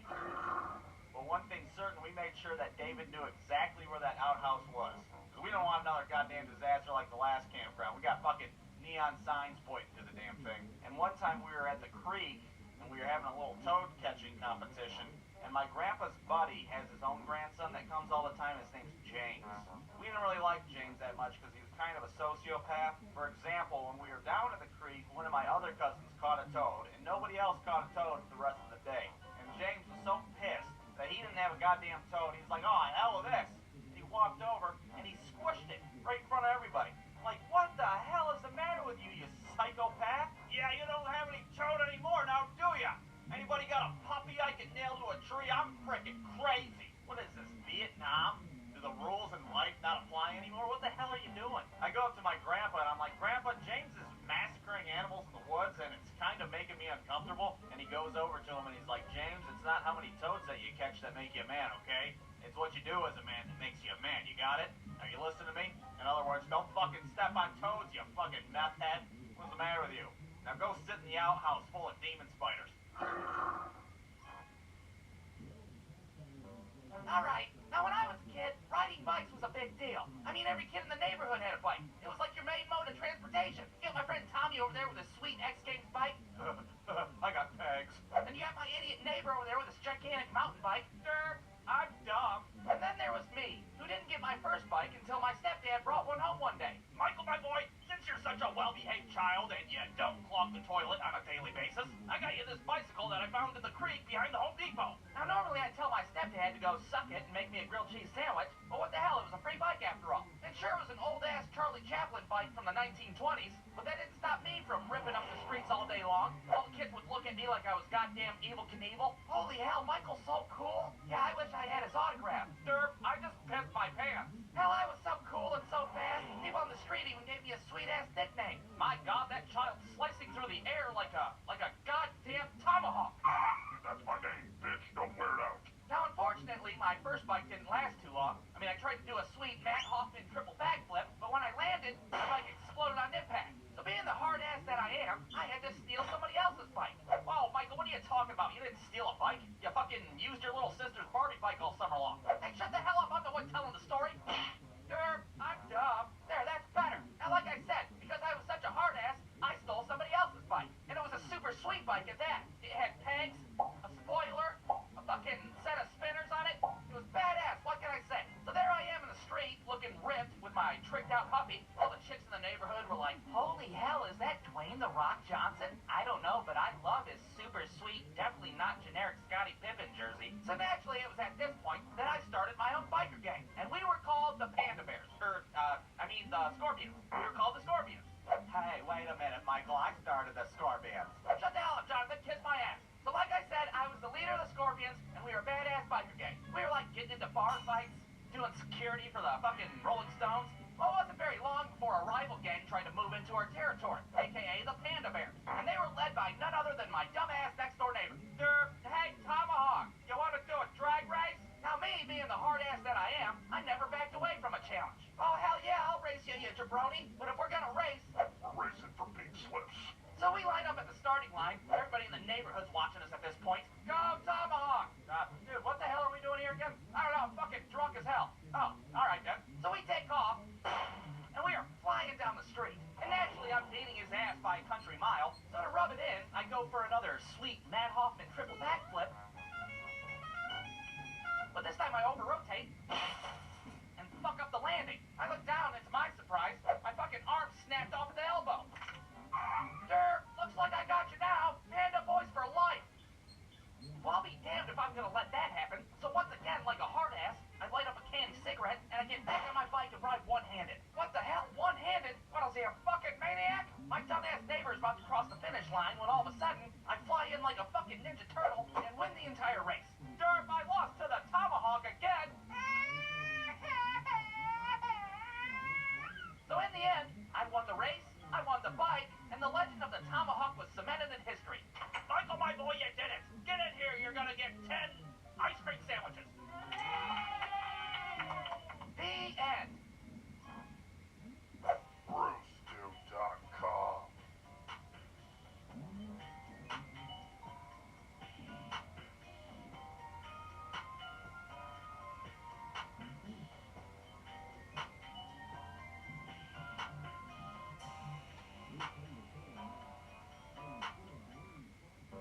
Alright, growing up in the Midwest, there was nothing better than having a snow day. Back in my day, schools wouldn't close down for shit. There'd be 3 feet of snow on the ground, you'd have Whoppers walking around the street, snatching up kids left and right.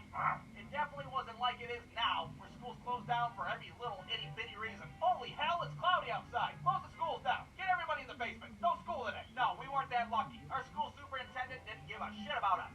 Sir, do you think we should close the schools down today? Close the schools? Why the fuck would we do something like that? Well, 3 children died of exposure yesterday. Oh, who the hell cares? They were only first graders. Nobody gives a damn about them. Keep the schools open. So on the rare occasion that our school did have a snow day, it was a pretty big deal. You check the news early in the morning, see your school's canceled. Ah, hell yeah, I ain't doing shit today. I'm gonna eat some toaster strudels, play some Nintendo 64. Hell, I might even hang out with my mom today and watch Young and the Restless. Who knows? I look out the window. Michael's already out there shoveling the sidewalk. His stepdad's out there watching him with a beer in his hand. Ah, put your back into it, you woman. This is your punishment for clogging the goddamn toilet over and over again. Now, on snow days, all the kids in my neighborhood would usually meet up at Williams Park to go sledding. Even though Williams Park wasn't known for their big sledding hills, they only had one dinky little 12-footer.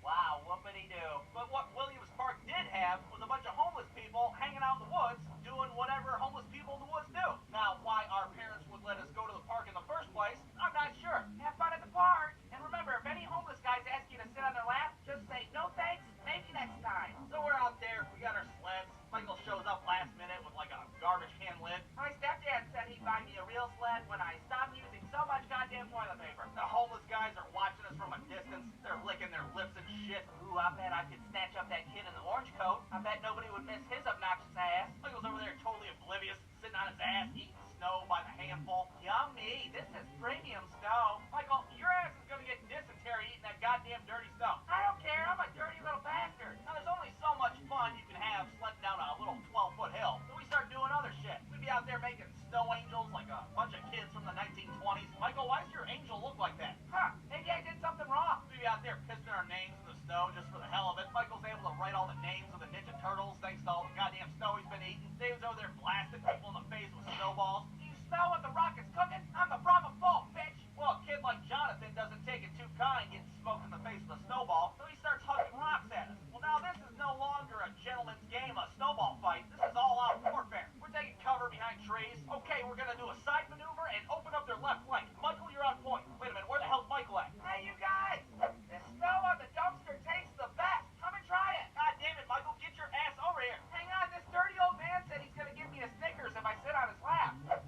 Oh my God, they killed Michael. Oh, you bastards! I wanted to kill Michael. You got kids getting hit with sticks and shit. David's throwing icicles like a javelin. You got me good. There's people in the park walking their dogs, staring at us in shock. What in the frickety Freddie Prince Jr. are these kids doing? We're having a snowball fight. By the time we get back to our neighborhood that night, we're all beat up. We got black eyes and shit. We're taking Michael's ass back to his house in a gurney. Holy hell, what happened to him?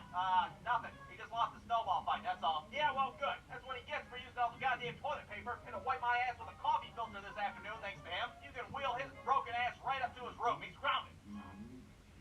BruceDuke.com.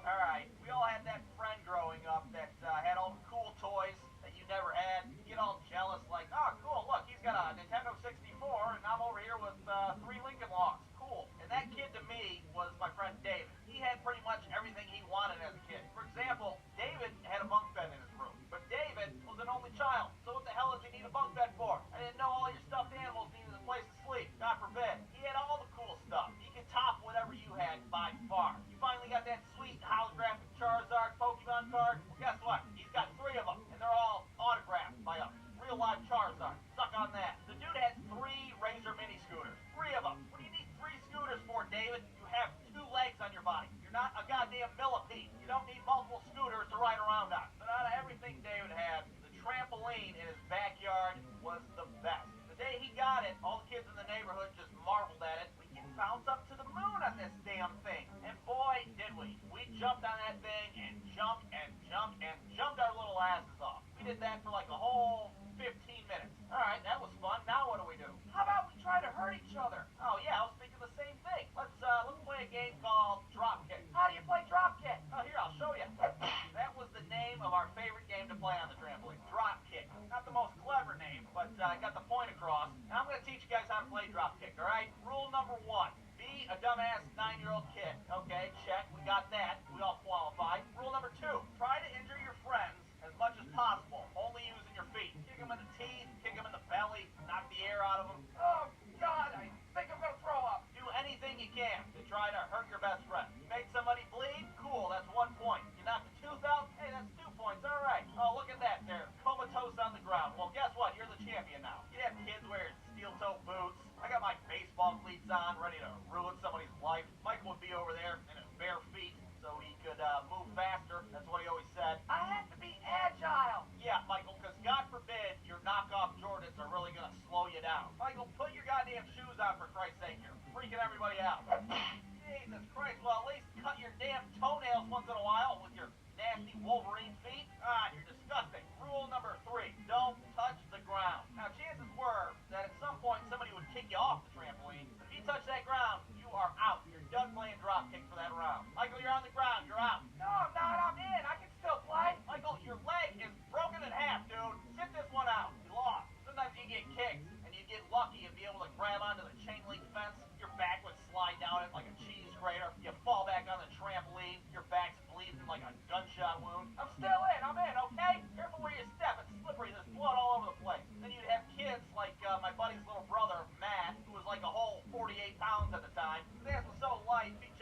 high, a stiff breeze could carry him right over the fence. He had the hardest time playing dropkick because there wasn't any weight classes when we played. The little Matt there, he'd have to face off against somebody like Corey, who had the physique of a middle-aged garbage man. He's got like a hot dog in one hand. Yeah, let's get it on. Corey couldn't even jump in the air. There's no way he's getting his big ass airborne. So he just fall on his butt, launch Matt into the stratosphere. It's a technical knockout. Matt is disqualified. He didn't touch the ground. Yeah, well, you're not supposed to be in outer space either.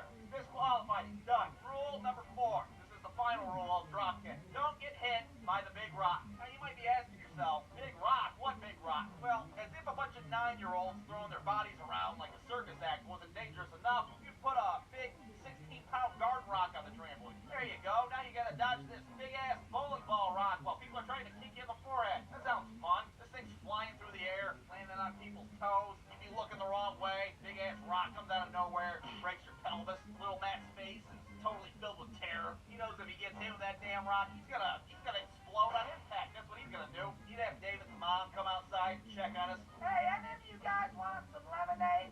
No? Nobody? Oh, you boys and your silly games. You'd have other kids from the neighborhood staring at us from a distance. Oh my God, what are they doing? Hey, you guys want to play drop kick? What's it called? Drop kick? Garden rock trampoline game? No. We'll play hide and seek or something instead. Are you sure? It's really, really fun. There's a dead kid over here. Yeah, we know. He's disqualified. Hey, you guys got any Band-Aids or some morphine? BruceDude.com.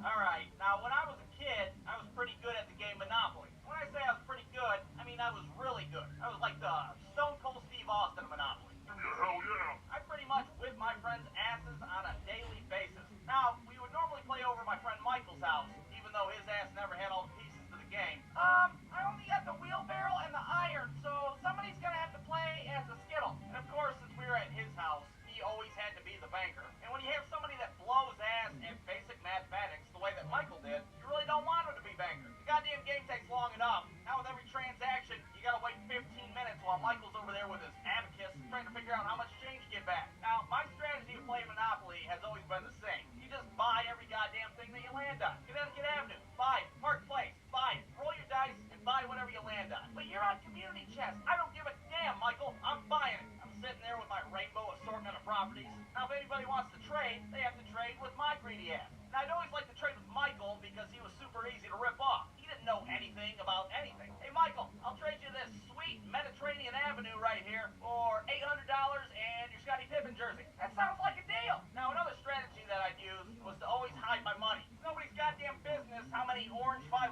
bills I have stashed away. You put your money in your pocket, hide it in your shoe. Hell, shove it up your asshole if you're comfortable with it. Because there's nothing wrong with hiding a bunch of fake money in a body cavity. That's what the professionals do. Everybody else kept their money tucked under the board, just sitting there on display. You'd have David over there hoarding all his money like there's another Great Depression right around the corner. Then Michael, on the other hand, is going through all his money like a drug addict. 20 minutes into the game, all his properties are mortgaged. The only money he's pulling in is the random chance cards that he picks up. Suck dick for money. Collect $15. Ooh, it's my lucky day. Playing Monopoly with Michael was like playing Monopoly with a really smart dog. He didn't really know what was going on, but he was just happy to be there for the experience. David was my only real competition, but his ass was attention deficit. So it was only a matter of time before he was like, hey, you guys want to ride bikes? Let's ride bikes. I think I'm going to go ride a bike. Boom, he's gone. Just walks away in the middle of the game. Well, I guess it's just me and you, Michael. So I just try to end the game early, pull out my ass money. I just plop down as many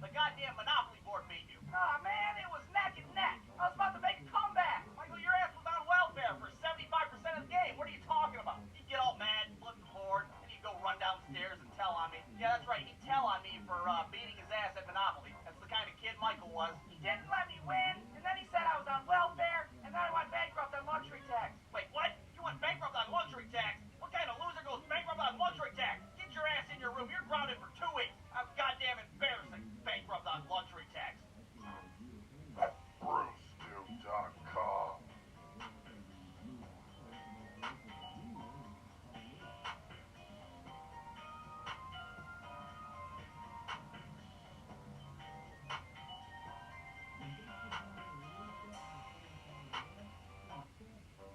Alright, now like most people, I'm not a big fan of going to the doctor. Now maybe I'm just a hypochondriac, but every time I step into a doctor's office, I just assume the worst. Well, we got your test results back. Looks like you got butthole cancer. Butthole cancer? Oh no, not bad. Yep, right so. So in the meantime, we're gonna shove this 30-pound camera up your rectum, and we're gonna take a look around. Now, of course, that's never been the case. So that doesn't mean it couldn't happen. So I just avoid the doctor altogether. That is until one day my dad gave me a call, and he was like, "Hey, asshole, you know skin cancer runs in our family, right? You need to go get yourself checked out and make sure you don't have melanoma or some shit." So naturally, I do what I always do. I don't make the fucking appointment, just hope for the best. But my wife, on the other hand, is much more responsible. She makes the appointment for me. So there I am in the reception area for this dermatologist. Hi, I'm here to see if I'm dying or not. Okay, well, before we tell you that, you need to fill out all this paperwork. But I'm sitting there filling out my paperwork, feeling like an idiot trying to explain why I'm here in the first place. Not to mention I had no idea how the hell it's spelled melanoma. For whatever reason, I thought there was like an H in there somewhere, like it was melanoma. I mean, I tried to Google it, but even Google was like, did you mean mahogany? What the hell are you trying to spell? That shit looks like Portuguese. So finally they called me in the doctor's office, and I'm sitting there looking at all the stupid posters on the wall. Then I look over the desk next to me, I realize that there's a fucking bottle of lube on top of it. What the hell does a dermatologist need a bottle of lube for? Boy, I really don't want to fucking find out, I can tell you that. So here comes the doctor, strolling in all nonchalant. Hey, how's it going? What brings you in today? My dad said I need to see if I have melanoma or some shit. Hello? Huh? What? I'm checking your fucking face to see if there's any moles that might be cancerous. Why don't you go ahead and take your shirt off for me? So per the doctor's request, I take my shirt off so he can oogle me. And at this point, the atmosphere in the room has taken a very unfortunate sexual turn. I'm half naked. There's a fucking bottle of lube on the desk. Things not looking too good. You're not gonna make me take my fucking pants off, are you? No, you pervert. What's the matter with you? Hey, how long have you had this mole here on your back? What are you talking about? Here, give me your phone. I'll take a picture of it. So I handed my phone. That's when I realized I still got the fucking mahogany search page up. Now I really look like an idiot. Boy, you were way fucking off. You put an H in there? What are you speaking fucking Portuguese? Here, you see that? I mean, it's probably nothing, but we should probably have that mole removed. Okay. So do we have to do, like, surgery? What? Surgery? No, we're not doing a fucking cesarean section. What's the matter with you? I just numbed the area and I cut it out. Oh my god, you cut it out? Does it hurt? No, you idiot. I just told you I numbed the area. Look, like I said, it's probably nothing. There's a lot of over-analysis in this field of mine. You mean like being a doctor? Oh yeah, it's a bunch of bullshit. Like, for example, my doctor said he found spots in my lungs on my last CT scan. Whoa, wait a minute. Doctors have doctors? What the hell? So I told Bill, you can go to hell. There's no spots on my lungs. You're full of shit. And that was 10 years ago. So what does that say? That you were right? You're goddamn right I was. So now there I am, no shirt on, hunched over a fucking bench, getting sliced open by the doctor. And he's trying to make the moment a little less awkward with casual conversation. So, what do you do for a living? I make cartoons for the internet. Cartoons, huh? Like Walt Disney? Yeah, except shittier and, well, less anti-Semitic, I guess. Oh, well, I don't know anything about internet cartoons. Well, you probably should, considering you're about to be one. What? Nothing.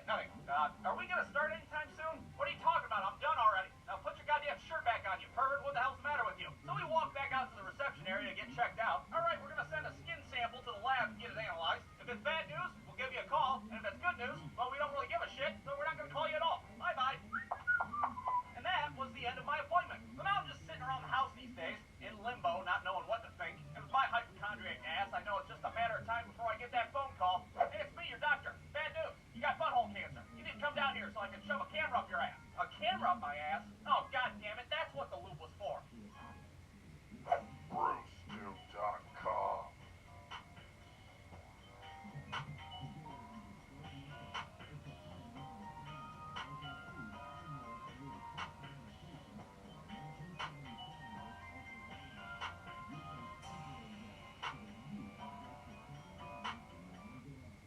Alright, it's the last day of school before summer break. Everybody's screwing off for the last few hours of the school year. Your teacher's sitting there smoking a cigarette. She's pissed off. She's got to lose a paycheck paycheck for the next 3 months. Yeah, I hope you little assholes have a good vacation. Now I have to supplement my income by being a waitress at a goddamn Applebee's all summer long. You didn't care about her problem. All you cared about was freedom. Oh my God, we're gonna do so much stuff. Think about all the stuff that we're gonna do. I got a huge list of stuff and things that we're gonna do all summer long. And at the start of your summer vacation, it's pretty sweet. You're throwing your Vortex footballs around and drinking your Capri Suns. But then like 3 days go by, all of a sudden you're bored as hell. You did all that stuff that you had planned. And you did all the things as well. Now you don't know what to do with yourself. You're just standing there in your front yard, staring at each other. The hot-ass summer sun's burning your pale skin. Jesus Christ. Michael, I am so sick of looking at your stupid fucking face. You know that? With your dumb haircut and your stupid Scottie Pippen jersey. We done played all your Nintendo games, and we broke all your wrestling action figures, so now what the hell are we supposed to do? So you get a little desperate. You start making up games to play, and they're games that aren't even really games. They're just things that you throw together off the cuff. There's not even a point to them. Yeah, you guys want to play dodge the cars at the busy intersection?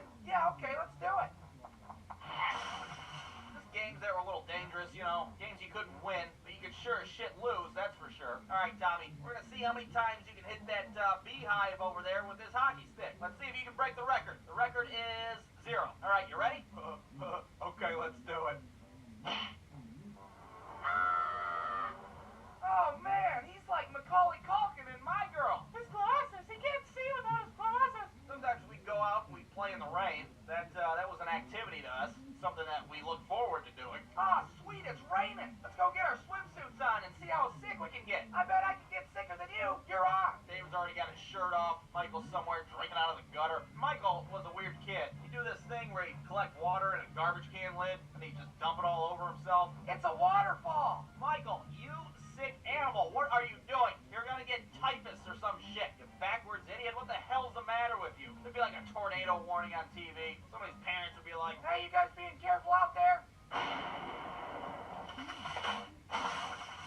Yeah, we're being careful. sometimes when it was raining really hard, we would play a game called Twister. No, not the game with the spinner and the dots that your uncle would try to make you play naked. Not that one. Twister, like the movie. 1996, Bill Paxton, God rest his soul, did some of his worst acting ever. Oh no, Helen Hunt, it's an F5 tornado. I'm super scared right now. We'd all fight over what characters we were gonna be. I'm gonna be Bill Paxton.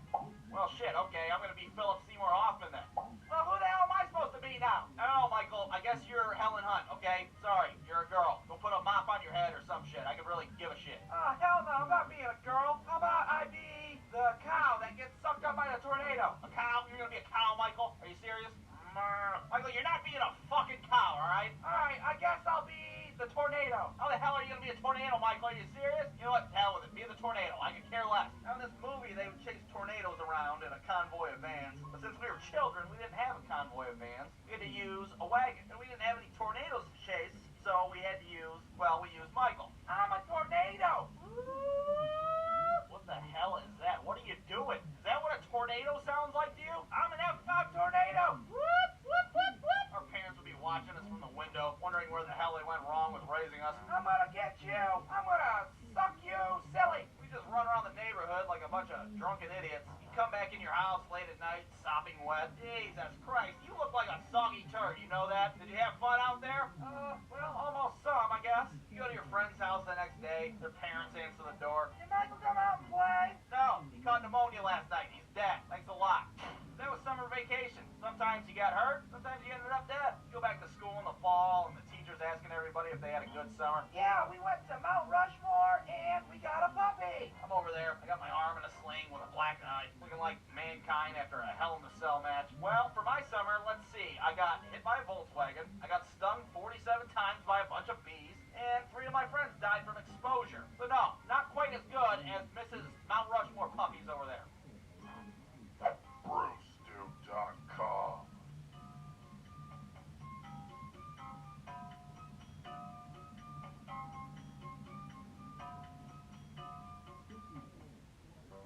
Alright, ever since I was a kid, I'd get random nosebleeds. Didn't matter where I was at the time, in the middle of class, on an airplane, taking a shit at my grandpa's house, you name it. They would just happen randomly. I'd have no control over it. And if I was at home, it was no big deal. You just fashion yourself a little nose tampon out of toilet paper and you go about your day. But what the fuck do you do when you get a nosebleed at a public pool? Panic. That's what you do. Probably the worst possible place you can get a nosebleed. It's at church, like at a baptism or something.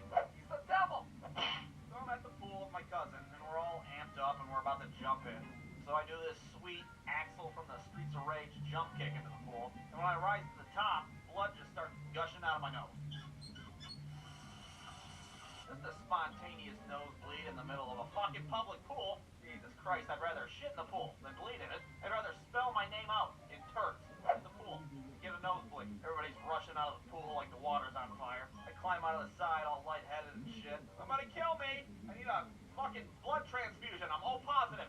Oh God, if I die at this pool, somebody's gotta take care of my Tamagotchi I got at home. And this dude comes out of the middle of nowhere and smashes like 50 napkins in my face. What happened? You get shot in the face? I think somebody shot him in the face. Do you have AIDS?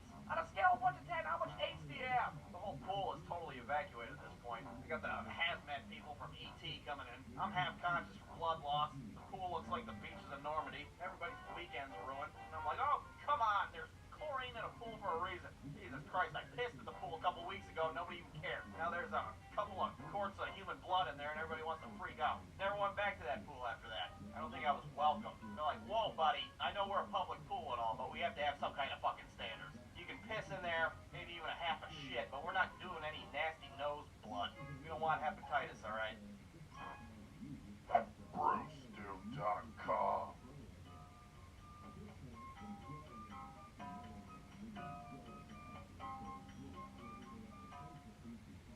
Alright, so not too long ago, I attended a little family reunion of mine. And it was with my mom's side of the family that we don't see too often, considering they live all the way out in BFE, North Dakota. Now, I gotta say it was a pretty good time, but since nobody pooped their pants or got arrested, this cartoon isn't about that trip. Instead, this cartoon's about a conversation that I had with my Uncle Sean while we were playing a game of cornhole. Hey, I seen all those stupid little cartoons you do on the internet. Why didn't you ever do a cartoon on the paddle boat incident? And at first I was like, paddle boat incident? What paddle boat incident? And then all of a sudden it hit me. Oh my God, the goddamn paddle boat incident. How could I forget? At the time, I didn't think I had any repressed memories, which I guess is what everybody thinks at first because, well, they're fucking repressed memories. You're not supposed to remember them. But as soon as my Uncle Sean muttered those words, Paddle boats incident. I immediately time traveled back 20 years ago to the first time we had one of these little family reunions. So there I am, 11 years old, at a cabin in North Dakota, and I'm meeting my mom's side of the family for the first time, which of course means I'm meeting my Uncle Sean for the first time. And what better way to bond with your little nephew than offering to go on a little paddle boat ride? Hey, you want to go on this tiny little boat in the middle of a pond?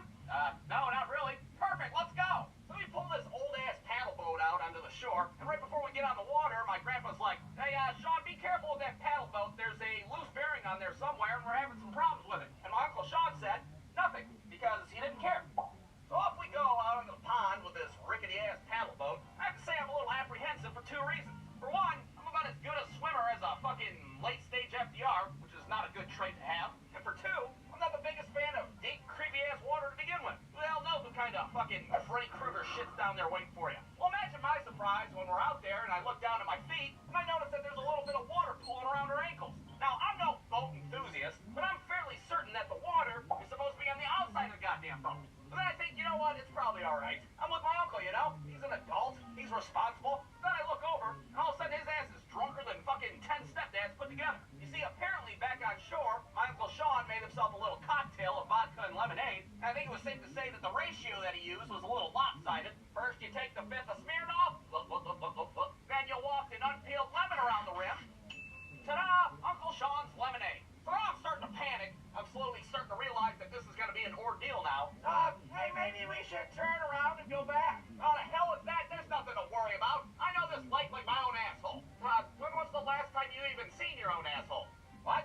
Look, we're not turning around until I finish this vodka. Or my lemonade. Let's keep on going. So we keep going, and of course the water level keeps on rising. I'm sitting there hoping my Uncle Sean hurries up and drinks his goddamn drink. And every time I look over, the fucking drink looks bigger and bigger. Well, by the time we get to the middle of the pond, the whole front end of the paddle boat's basically level with the plane of the water. I'm like waist deep in this shit. We're more water than we are boat at this point. My Uncle Sean's over there totally oblivious, still trying to make casual conversation and shit. So, you like taking spelling tests at school? I'm up to my asshole in pond water right now. You're what? Whoa, where the hell did all this water come from? Okay, yeah, we should probably turn back now. So now we start pedaling our asses off like we're on the last leg of the Tour de France. And of course it doesn't take long before my 11-year-old ass is completely exhausted.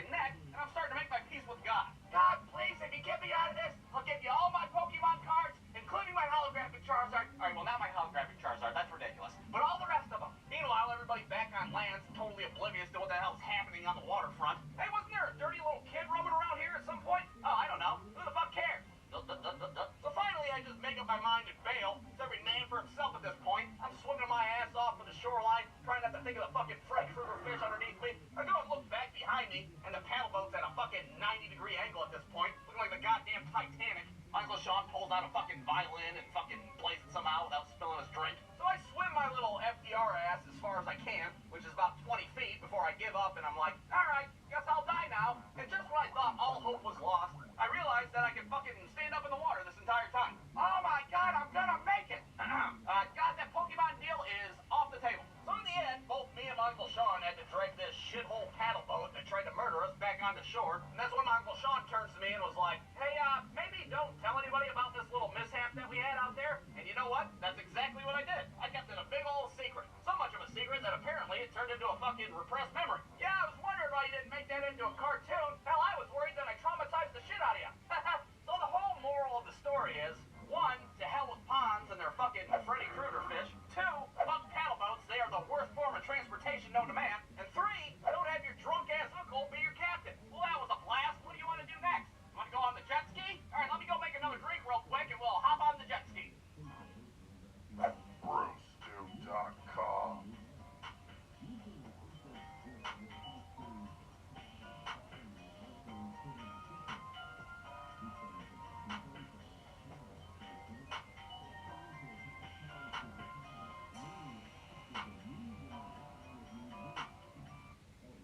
Alright, like a lot of people out there, I've dabbled in the art of driving for Uber. And by no means am I an expert Uber driver. After all, my Uber career was pretty short-lived. By short-lived, I mean I drove a whopping 3 customers before I quit. But if you're out there wondering what it's like to be an Uber driver, well, let me tell you about my experience. Now, it's important to note that this was years ago, back when I was in the middle of what I like to call my quarter-life crisis. And that was when I was working a dead-end job at a car dealership, I was broke as hell, and I was just sucking ass at life in general. Oh, and not to mention I had the IRS on my ass for back taxes, so that was fun. So running out of options, as well as running out of shit to sell out of my house, I registered to become an Uber driver. Now, this was when ride-sharing was still relatively new. To be honest, I didn't know much about it. Hell, the first time I saw Lyft drivers with mustaches on the front of their cars, I was like, what the hell? We're putting fucking facial hair on Buicks now? God damn, I remember wood paneling on station wagons back in the day, but this shit's ridiculous.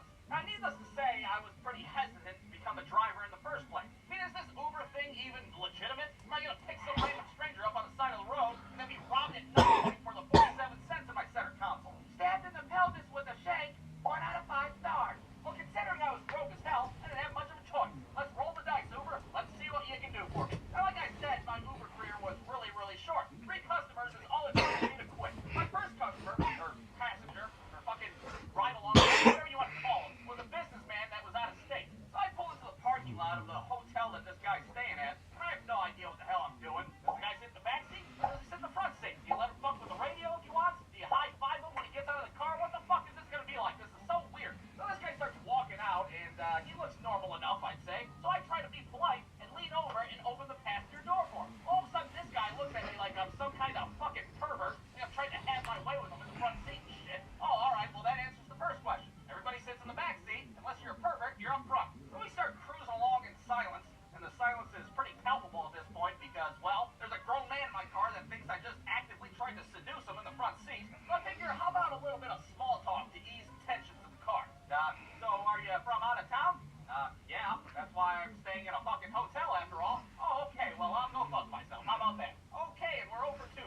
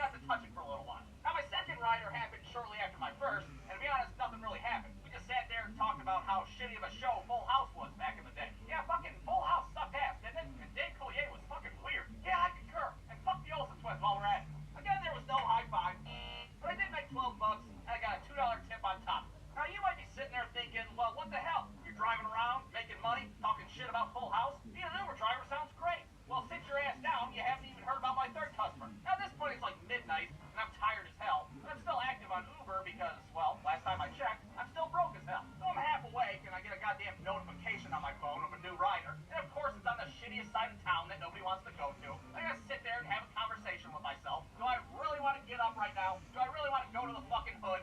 You bet your silly ass you do. Now get in your Ford Taurus and go make daddy some money. So I get in my car and off I go to the fucking armpit of the city, and I pull up to this guy who's standing on the sidewalk with a book bag, and needless to say, he looks like he's a few french fries from a fucking Happy Meal. Oh boy, well this doesn't look too promising, now does it? So this guy gets in the car, and I have to say that this guy reeks. Now I don't know what methamphetamine smells like. It wasn't exactly a scratch and sniff sticker when I was a kid, but if I had to guess, it would be this guy 100%.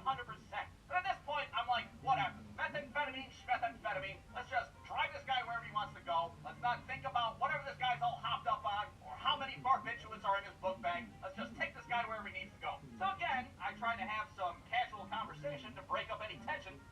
Hey, you see over there by that liquor store and that dead hooker in the street? Yeah, there used to be a Denny's right there. Yeah, it's good. Denny's is good. So this guy could give a fuck about that. In fact, he could give a fuck about anything, because all he's doing is sitting there muttering to himself like a psychopath.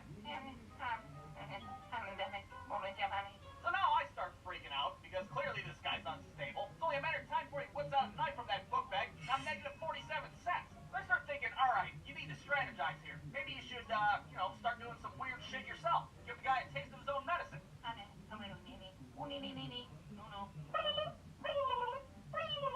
Alright, no, I'm not gonna do that. That's stupid as hell. Maybe instead I could, intimidate him somehow, you know? Hey, just a warning, buddy. I keep a fucking flamethrower in the trunk of my car, so no funny business. I'm not gonna be able to intimidate this guy. He's whacked out of his mind. Not to mention fucking Drops of Jupiter's playing on the radio right now. That she's back in the atmosphere. Drops Jupiter in her hair. Yeah, I'm not intimidating jack shit, that's for sure. I might as well be fucking Pippi Longstockings in the driver's seat, for Christ's sake. Now, thankfully, this guy didn't request a very long trip. It was just a couple of blocks. He easily could have walked it, which I'm surprised he didn't, because I thought meth heads had a lot of pep. Apparently not this guy. So we reach his final destination, a pawn shop next to a active crime scene, or wherever the fuck it was. And this guy opens the door, but he doesn't get out at first. Instead, he starts rummaging through his book bag. That's when I start thinking, yep, I knew it. I'm about to get shanked for pocket change. God damn it. Meanwhile, Drops of Jupiter's blaring out into the streets and shit. And this guy keeps searching for whatever it is he's looking for. Finally, he finds it, and you wouldn't believe it if I told you. This guy pulls out of his book bag a fucking thing of Tic Tacs. Oh, thank Jesus, holy hell. It's a bit anticlimactic, I know. If you guys can kiss my ass, I was happy not to get shanked by a shank. So the dude gets out of my car, and right before I peel out of there like Smokey the Bandit, I look at my phone to see how much money I made, and it was a whole $5.50. Oh, what the hell? That was an accessory to a third-degree felony for a whopping $5.50? My car smells like a fucking burning bucket of army guys, for Christ's sake. You could at least give me a tip. Your tip is you got to keep your life, you little baby back bitch. So needless to say, I retired from the Uber life after that, and decided that making shitty cartoons for the internet was a slightly safer way to make money. So the lesson here is, if you're gonna drive for Uber, make sure you have a fucking Tic Tac. Because meth heads can be pretty scary, but they still care about having fresh breath. The end. BruceDuke.com.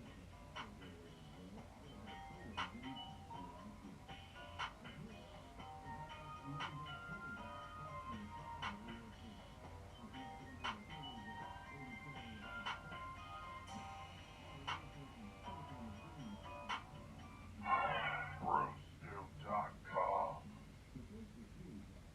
So I found my Nintendo the other day in the basement. It's looking pretty dirty, pretty rough. Got prison tattoos and smoking a cigarette down there like, hey, remember me, asshole? Yeah. What happened? What happened to us? It still works. You believe that shit? It still works. It's 482 years old. I've been using it to prop up a fucking table in the basement for the past 12 years. I look at my fucking Xbox the wrong way and it gets the red ring of death. Now, saying that, it's not perfect. I mean, the thing's only gonna work when it wants to. I mean, everybody's got their own little tricks, you know. Oh, blow in it. Cram another cartridge in there, see if that works. Give it a back rub. Give it a reach around. Maybe that'll work. And once you do get the damn thing to work, everybody's gotta calm the fuck down because that thing is volatile. You make one wrong move, you fucking fart too loud, and that damn thing will turn into the goddamn Matrix. It'll glitch and you'll have to start over. That's why if I got remotely far in a game, I'd lose my mind. Alright, everybody, just calm the fuck down. Uncle Rick, sit your ass down before you fuck this game up. I'm on the second level of Contra, goddammit. I'll never get this fucking far. Oh, fuck! I hate you, Uncle Rick. I hate you, and I'm glad your brother died in Vietnam. God damn, were those games difficult. I don't even remember having fun. This is what I remember.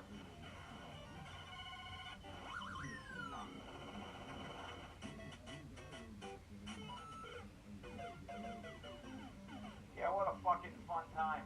No wonder why I ripped the fucking game out of the console while it was still running and throw it against the wall. You got a whole generation of 9-year-olds having mental breakdowns because they can't fucking hold onto the spread gun in Contra for more than 3 seconds without fucking dying. On paper, they seem like the easiest fucking game in the world, you know. On paper, it's like, okay, that's your guy. Go right. Keep going right until the gang tells you to stop and you win. You got 2 fucking buttons. Go do it. Take any kid off the street right now and put them in front of one of those games. Watch them rip the goddamn hair out of their head. Where's the checkpoints at? Well, you don't get any fucking checkpoints, okay? You gotta fucking play all night, you get your ass beat, you fucking skip school the next day, you play all fucking day, you have a mental breakdown, and then you finally fucking beat Mike Tyson in Punch-Out. Don't look at me, that's how you do it. It's in the instructions, I don't know what to say. So I think I'll just keep the Nintendo down there in the basement. Keep it for my kids. Just use it as punishment. You fucking play this game until your nose bleeds and you have a fucking seizure, okay? After this, we'll see if you want to pull your sister's hair again. Alright, so not too long ago, I had to go to the eye doctor to renew my prescription for contact lenses. And like most people, I put off going to the eye doctor as long as I can, you know, until I'm on my last pair of contacts. They've been in my eyeballs for way too long. Every time I blink, it makes a sound effect. So finally I give up and I go to the eye doctor. And some of you out there might be like, hey, wait a minute, didn't this guy already make a cartoon on the eye doctor like 40 years ago? About the time when he was a kid and he got some ugly ass glasses that were too big for his face? Well, yeah, I did, but this is 2023 now and I'm an adult. No more of those double-bridged Jeffrey Dahmer glasses. I got me some contact lenses now. And I have to say, a lot has changed in the old eye doctor world since then. I mean, sure, some things are still the same. You still have to go through all those tests with the eye doctor's assistant. You know, like the test where you have to smash your face up against the machine and stare at a fucking hot air balloon while they measure the circumference of your eyeball or whatever the hell they do. Now, maybe instead of the hot air balloon, some of you may get the old big barn on the horizon, whatever your flavor is. And I don't know about you, but every time I stare at that thing, I feel like I'm being set up for like one of those jump scares, like it's fucking 2006 again. Okay, now focus on the big balloon. Open up really big now. Just a few more seconds and blah. Stop. Hey. Okay, good. You saw the demon, right? That means you don't have cataracts or some shit. I don't know. All right, on to the next test. And the next test, of course, is that piece of shit glaucoma test that everybody hates. You know, where you put your head in one of these bad boys and they're all like, okay, you're gonna feel a little puff of air on your eyeball. You ready? Okay, let's do the next eye. So immediately I'm on guard at this point. I know that test is coming. It's always after the hot air balloon. Well, imagine my surprise when this lady pulls out a little handheld thingy. And my first thought was, oh, fuck, they turned it into a gun? This is gonna be bad. So she pulls the hammer back on this thing and points it at me all execution style. All right, now you might feel a little tickle on your eyeball. You ready? Are you holding your breath right now? Can you just get it over with already? Now, I'll be damned, but this lady was correct. It is just a little tickle on your eyeball now. Holy hell, put a point on the board for the eye doctor in 2023. They fixed the goddamn glaucoma test. What a time to be alive. So now I'm feeling pretty good. That is until they make the arbitrary decision that they need to dilate my eyeballs. Now, if you never had your eyes dilated before, well, the process works like this. First, they drop battery acid into your eyeballs, and then they make you Stevie Wonder your ass back out to the waiting room for 15 minutes until your fucking pupils look like you just dropped acid, and everything around you looks like fucking graphics from a Nintendo 64. But put another point on the board for the eye doctors in 2023, because now they offer an alternative. Okay, so we can dilate your eyeballs the old-fashioned way with the battery acid, or for an extra $35, we can skip the dilation and use this new fancy machine that we got. $35? Lady, I would have ate stuff out of your garbage can if it got me out of getting my fucking eyes dilated. Sign me up. Hell yes, Eye Doctor 2023. I would buy a t-shirt at this point if they had a fucking merch shop. So finally the opening act is over, and now it's time to see the headliner, the old Big Daddy Eye Doctor himself. Now, I've encountered many eye doctors in my extensive cast of troubled eyesight, and most of them seem to be no-nonsense guys that seem generally pissed off to be eye doctors in the first place for whatever reason. But this guy burst in the door with the energy of like a fucking 90s game show host. Hey there, howdy who, I'm Dr. Sunshine. Who's ready to play the Family Feud? I'm here for contact lenses. Yeah, I see that. Tell me, how long have you had those crusty things in there for? Not too long, really.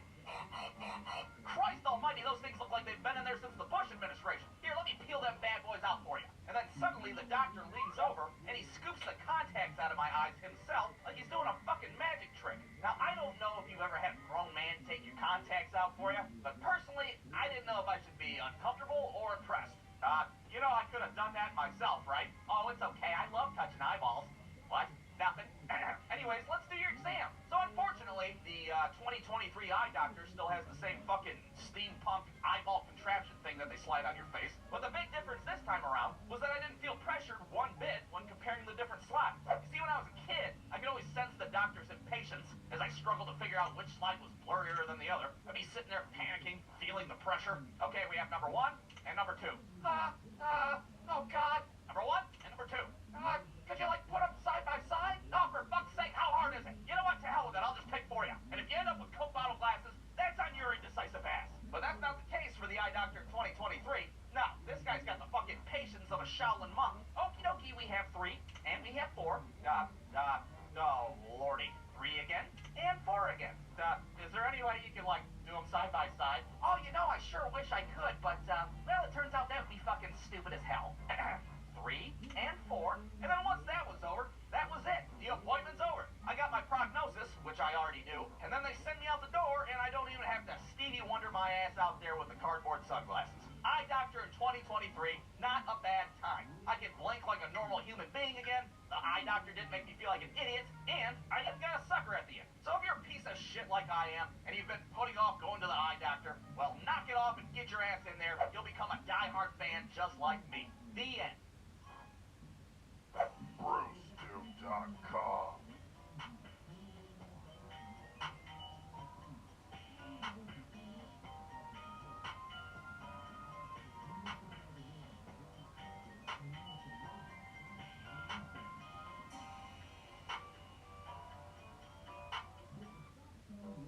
Alright, as I've said before, board games were a big deal when I was a kid. So much of a big deal that I'm doing a second part to this video. Because, well, I had board games coming out of every orifice when I was a kid. So here we go, back to the board game grade-a-thon, where I talk smack about your favorite games as a kid and give them a crappy letter grade to go along with it. First up, Pictionary. Now, personally, I like the game of Pictionary. And contrary to how crappy my cartoons are, I can actually draw at a fairly decent level. The only problem is, every time that I play Pictionary, my partner draws like his hands are broken, and all his drawings look like a goddamn Rorschach ink blot, for Christ's sake. Is it getting bullied in middle school? Or a picture of my parents fighting? Repressed memories? What the hell is that? I don't know. We'll give Pictionary an A- if you can draw, or a D- if your drawings look like 2 turds smashed together. Next up, Operation. Now, Operation is a game of skill and finesse. And the concept is simple. You have a patient named Cavity Sam, and he's having a few issues. For one, he's got a bunch of foreign objects lodged inside of his body. And for 2, he's got no dick and balls, which I think is a more pressing matter. Not to mention, Sam's health insurance is so shitty, he has to enlist a couple of 8-year-olds to operate on him in the first place. Now, overall, Operation was a downright nerve-wracking game. You barely touch the damn metal side, and all of a sudden, fucking Kevy Sam goes all Rudolph on you, starts vibrating and shit. How could you play that game as a kid and not be filled with anxiety? Okay, easy does it. Just a little bit more. We're gonna give Operation a D. Actually, we're gonna give it 2 Ds for the size fucking batteries that it took to power the damn thing. Next up, Taboo. Now, Taboo is a personal favorite of mine. Now, if you've never played it before, basically the game Pictionary, but with words. You have to get your partner to guess the top word on the card without saying any of these no-no words at the bottom. And just like Pictionary, it helps to have a good partner. Like if me and my cousin David are partners, it's not even fair. We'd be sitting there rattling off answers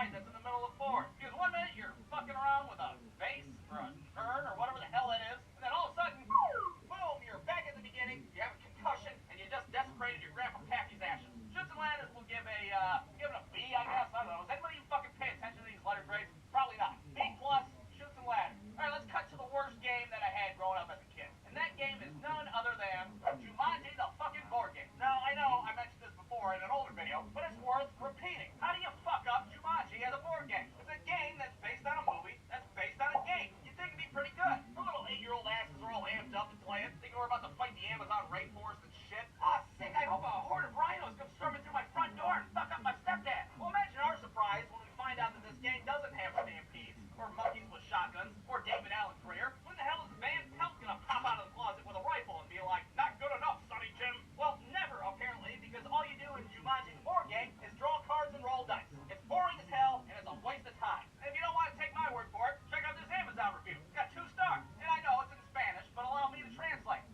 This game is booty. Robin Williams is not included. Jumanji gets an F along with 2 draw 2s and a go fuck yourself. The end. BruceTube.com.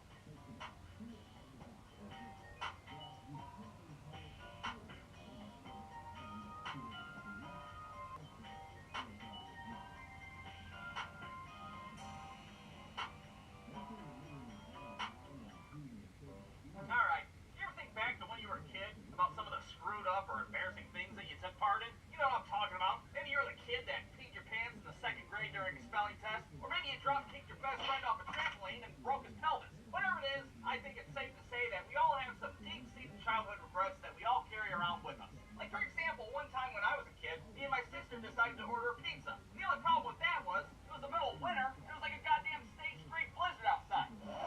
Now, what kind of asshole makes somebody deliver a pizza on this hellish nightmare? Just fucking waffles outside and shit? Who does such a thing? Well, 9-year-old me and my older sister, that's who. So after like 2 hours of us ordering the pizza, our doorbell goes off, and like a piece of shit, my sister sends me out to face the poor bastard to get our pizza. So I open the door, and of course, the delivery guy's this old dude all hunched over, freezing his ass off. Oh, hi there, Sonny. Sorry I took so long. I almost slid into oncoming traffic getting here, and I have arthritis in both of my ankles, so I can't move so fast.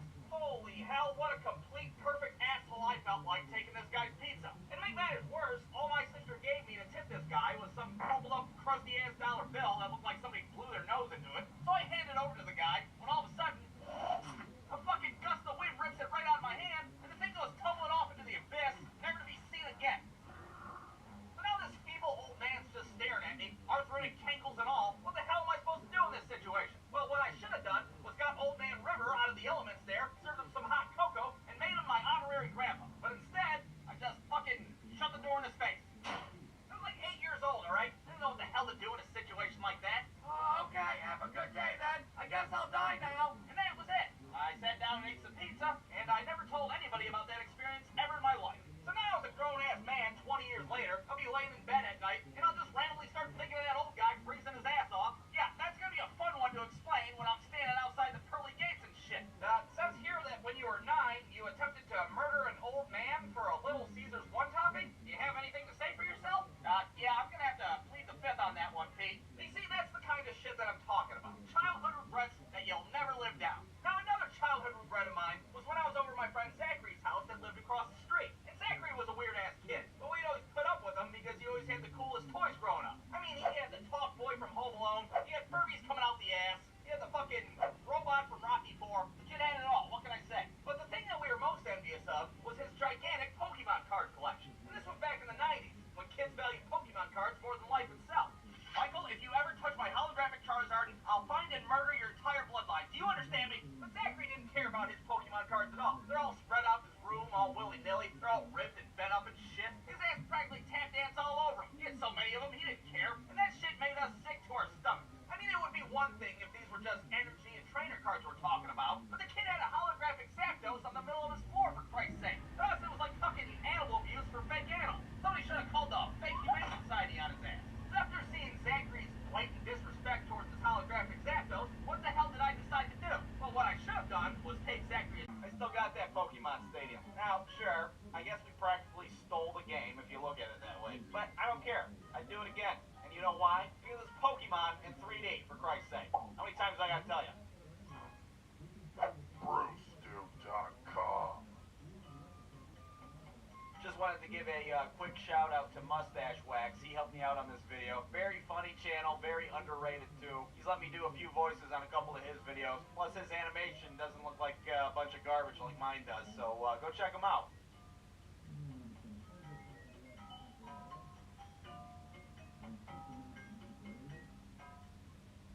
Alright, this is a story about when I was 11 years old and my brain decided to go all screwy and have itself a seizure. And seizures aren't very fun. I wouldn't really recommend having any, especially if you're 11. Alright, so my friend Steven is over my house. And he brought his dumbass little brother Matt along with him. We're in my room, Steven's playing his Game Boy, and Matt and I are playing some Pokemon cards. We're having a good old time. Now normally I would whoop Matt's ass at Pokemon cards 6 ways to Sunday, but on this day, the unimaginable was happening. I'm sitting there on the ropes, I got my shitty ass little Weedle card. He's over there, he's got a Blastoise on steroids. He's got like Mark McGuire arms and shit. Let's hit some dingers. Jesus Christ, I'm about to lose to Steven's little brother. What kind of piece of shit loses to Steven's little brother? So I pick up a card, I'm hoping for a miracle does happen. Everything goes black. I fall over like a sack of potatoes, and I start foaming at the mouth like a wild animal. I'm having what some people would call a seizure. And I didn't even get to have one of the fun seizures. You know, where you're flopping around like a fish. No, I just laid there, half dead, eyes wide open. What a ripoff. Now, Steven and Matt, they see this whole thing, and they think I'm faking it. Oh, come on, I was just about to win. Stop laying there being an asshole. Who the hell knows how long I laid there before my dad finally walked in? Hey, what kind of shit do you guys want on your hot dog? Whoa, what the hell happened to him? Ooh, I want ketchup. Oh, yeah, we think your son's dead. Now, I don't remember any of this because my brain doesn't work anymore, apparently. The next thing that I did remember was waking up on the couch with everybody staring at me. What the hell? Why is everybody staring at me? What is this, some kind of shitty surprise birthday party? The paramedics bust through the door. They carry me to the ambulance. I'm still completely oblivious to what's going on. You know I can walk, right? I have legs that work. Yeah, but you don't have a fucking brain that works, apparently. So we're at the hospital trying to figure out why my brain suddenly turned into a bowl of mashed potatoes. My mom's absolutely positive that the reason I had a seizure was because all those nights I stayed up playing Nintendo 64. It was that goddamn Poketron Stadium, I know it. But me personally, I know exactly what happened. The thought of me losing to Steven's stupid ass little brother was so abstract to my brain that it tried to explode itself. That's the only logical reason. So at this point, I have to have an MRI done. And if you've never had an MRI done before, then you don't know what hell on earth is. It's where they slide you into this big tube so they can take pictures of your broken ass brain. Now, I'm not a claustrophobic person. Or maybe I should say I wasn't a claustrophobic person before the MRI. There's something about being strapped down and put into a giant tube that kind of makes you feel uneasy. I'm never getting out of this thing. I'm gonna die and stay here forever.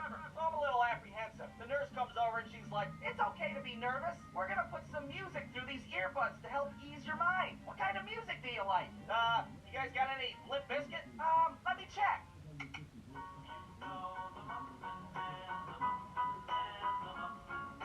Oh yeah, perfect. As if this couldn't get any worse. So they slide me into this tube of hell, and they're like, "Okay, this machine's a little noisy. Just try to focus on your music." Oh yeah, a little noisy. That's a bit of an understatement, don't you think? So much for the goddamn Muffin Man, I can't hear anything. So there I am, completely stuck in a tube, listening to R2-D2 have loud sex with a garbage disposal. Every now and then the machine would stop, goddamn Muffin Man would chime back into my ears.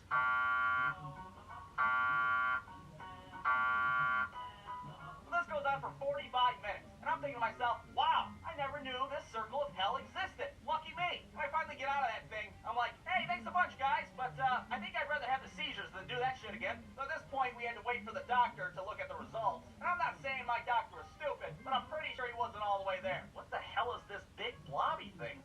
That's the brain, doctor. Oh, yeah, all right. Well, that's good, right? I don't know. So there I am, waiting to be diagnosed, hoping I get some answers finally. Oh man, I hope it's not brain AIDS. I bet I got AIDS in the brain, Mom. I should have never listened to that Nickelback CD. Well, I have good news and bad news. The good news is your son has a brain in his head. And the bad news is, what was your question again? Why did he have a seizure? Oh yeah, that's right. We don't really know. So now I have to get an EEG test. And an EEG test is when they glue a bunch of electrodes to your head and they sit you in front of a strobe light. I remember thinking a strobe light, oh my god, they're trying to make me have a seizure now. What a bunch of assholes. Okay, just sit back and relax. We're just gonna shine a few lights in your eyeballs. You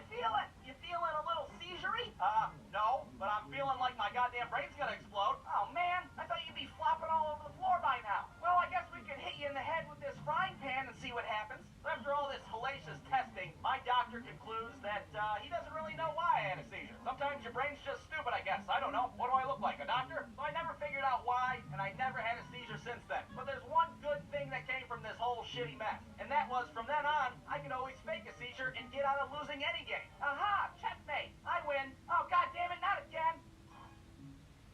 BruceTube.com.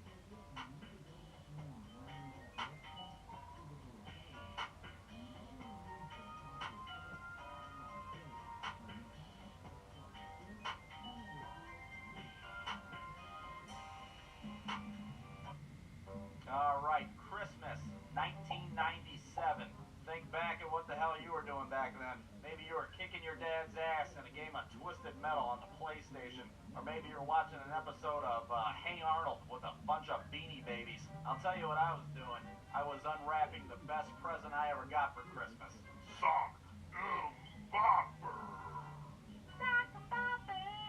Now you might know them as soccer boppers or something else, but I knew them as sock'em boppers. And if you don't know what sock'em boppers are, don't feel bad, okay? That just means you had real toys to play with when you were a kid. You'd have to blow them up first, and then you put your hands in them, and then you'd go find something to beat the shit out of. Didn't really matter what it was, a pet cat, a homeless guy, your little brother while he's trying to take a shit in the bathroom. Stop, I'm pooping! Stop it, I'm trying to poop! Now, in the commercials, they'd always depict the kids just hitting each other, laughing, having a good time. They're having fun, but it was a little different in reality. Do you smell what the Rock is cooking? And every fight that you had was the same. It started off pretty simple, everybody's having fun, and then shit would get pretty real in about 45 seconds. You'd get one punch to the face, and it was just a little bit too hard for your liking. Ow, you son of a bitch! Hey, what the hell are you kids doing in there? No, we're just bombing each other's brains out in here. Oh, all right. Wait, what? All your dumbass relatives are coming over trying to figure out what the hell they are. Hey, you kids playing your bopper socks? Shut up, Uncle Rick, you're drunk. Oh, come on, let me see one of them bopper sockers. I'm gonna knock you in the head. God damn it, Rick, be easy with those boys. No wonder why your wife divorced you. And I can remember on the side of the box it would say, more fun than a pillow fight. Yeah, okay, sure, I can see that, and it's a little bit safer than a broken bottle knife fight, sure. My dad's acting like it's a spectator sport. He's calling all his friends over. Hey, I got a bunch of kids over here beating the shit out of each other. Go get some beer. And then 45 minutes later, your hands will be all sticky and hot from all your bippity bopping that you've been doing. My hands smell like the ball pit at McDonald's. And then when you didn't have anybody to fight, you'd have to find something to do with them. So you put 2 on your hands and then 2 on your feet.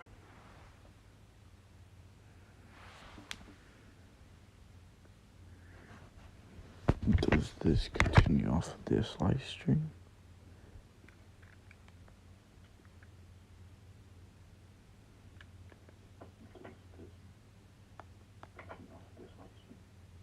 Oh, it does. Okay, that's pretty cool.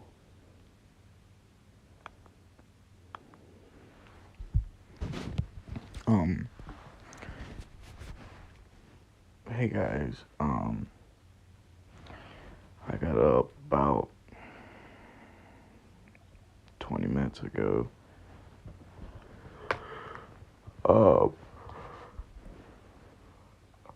Continuing this stream,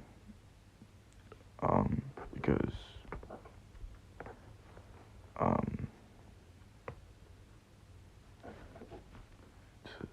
it's lagging badly on it, but it'd be alright.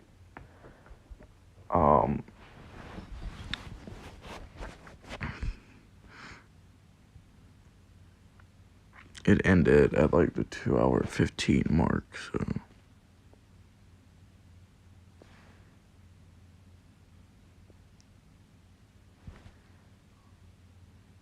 it looks like it's lagging badly. I have it on my TV.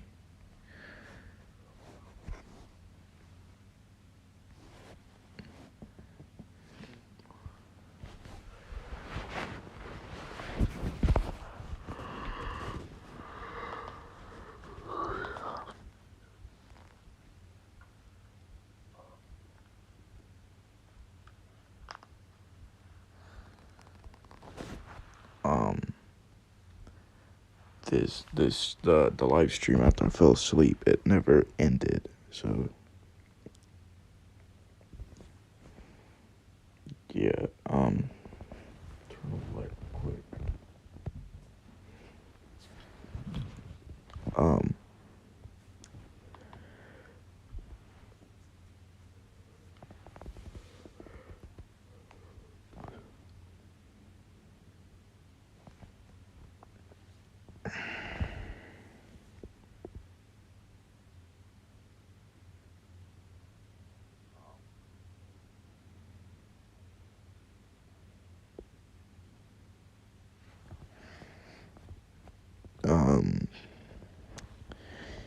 so yeah, it's currently 4:59 in the morning. Got up about 20 minutes ago. I was thinking about doing I called it a mobile live stream, but it didn't work out. So she's like, I could take me my other stream.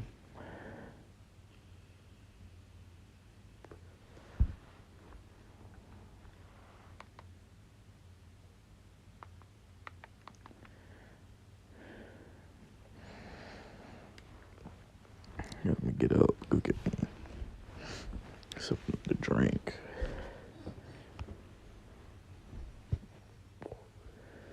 I didn't mean to pass out on y'all so fast, but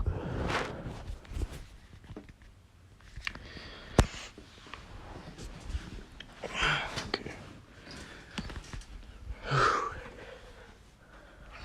Alrighty.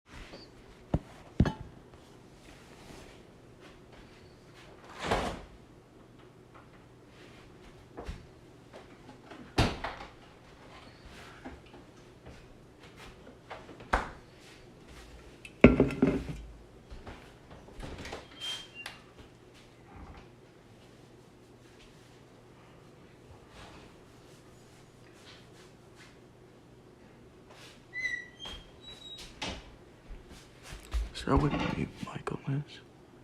Oh, okay, I can't.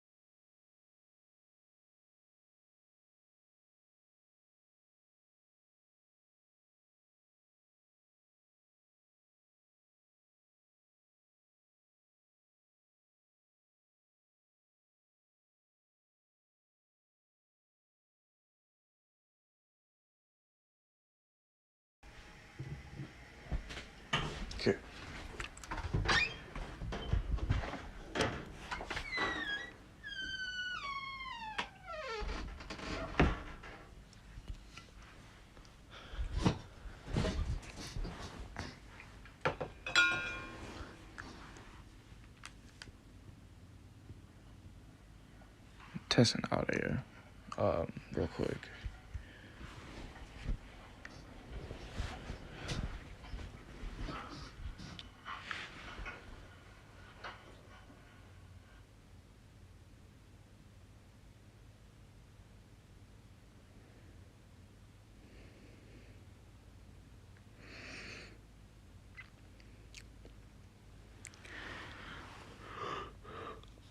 I'm sorry, I had to use the bathroom.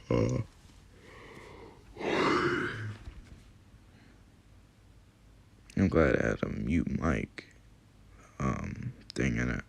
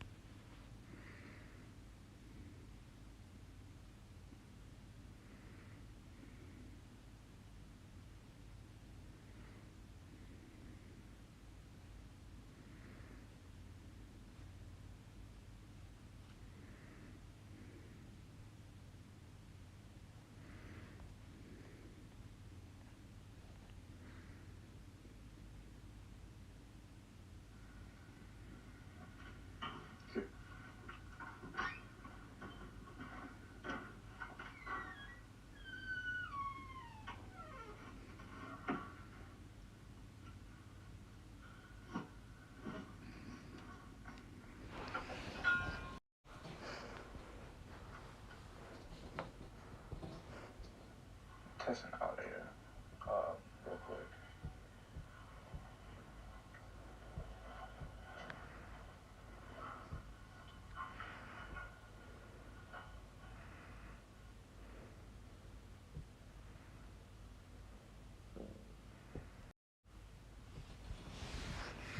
That's what I've been doing.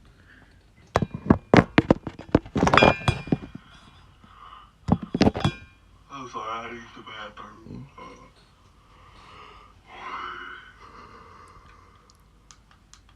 I'm glad I had a mute mic thing in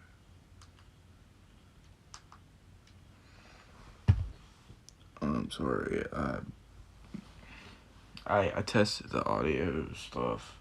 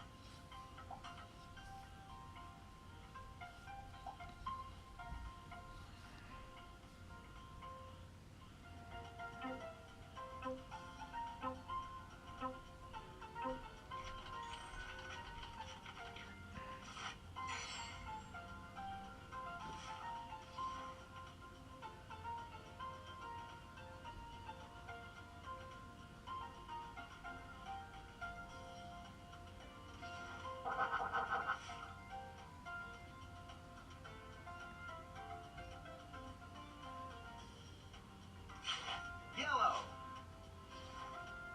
Draw cards. Uno.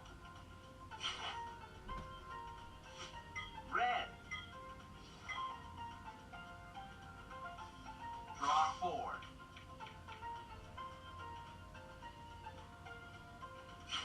Red.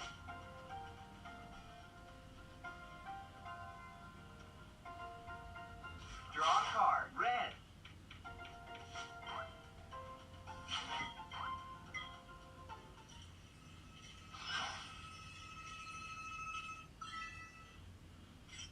Super duper.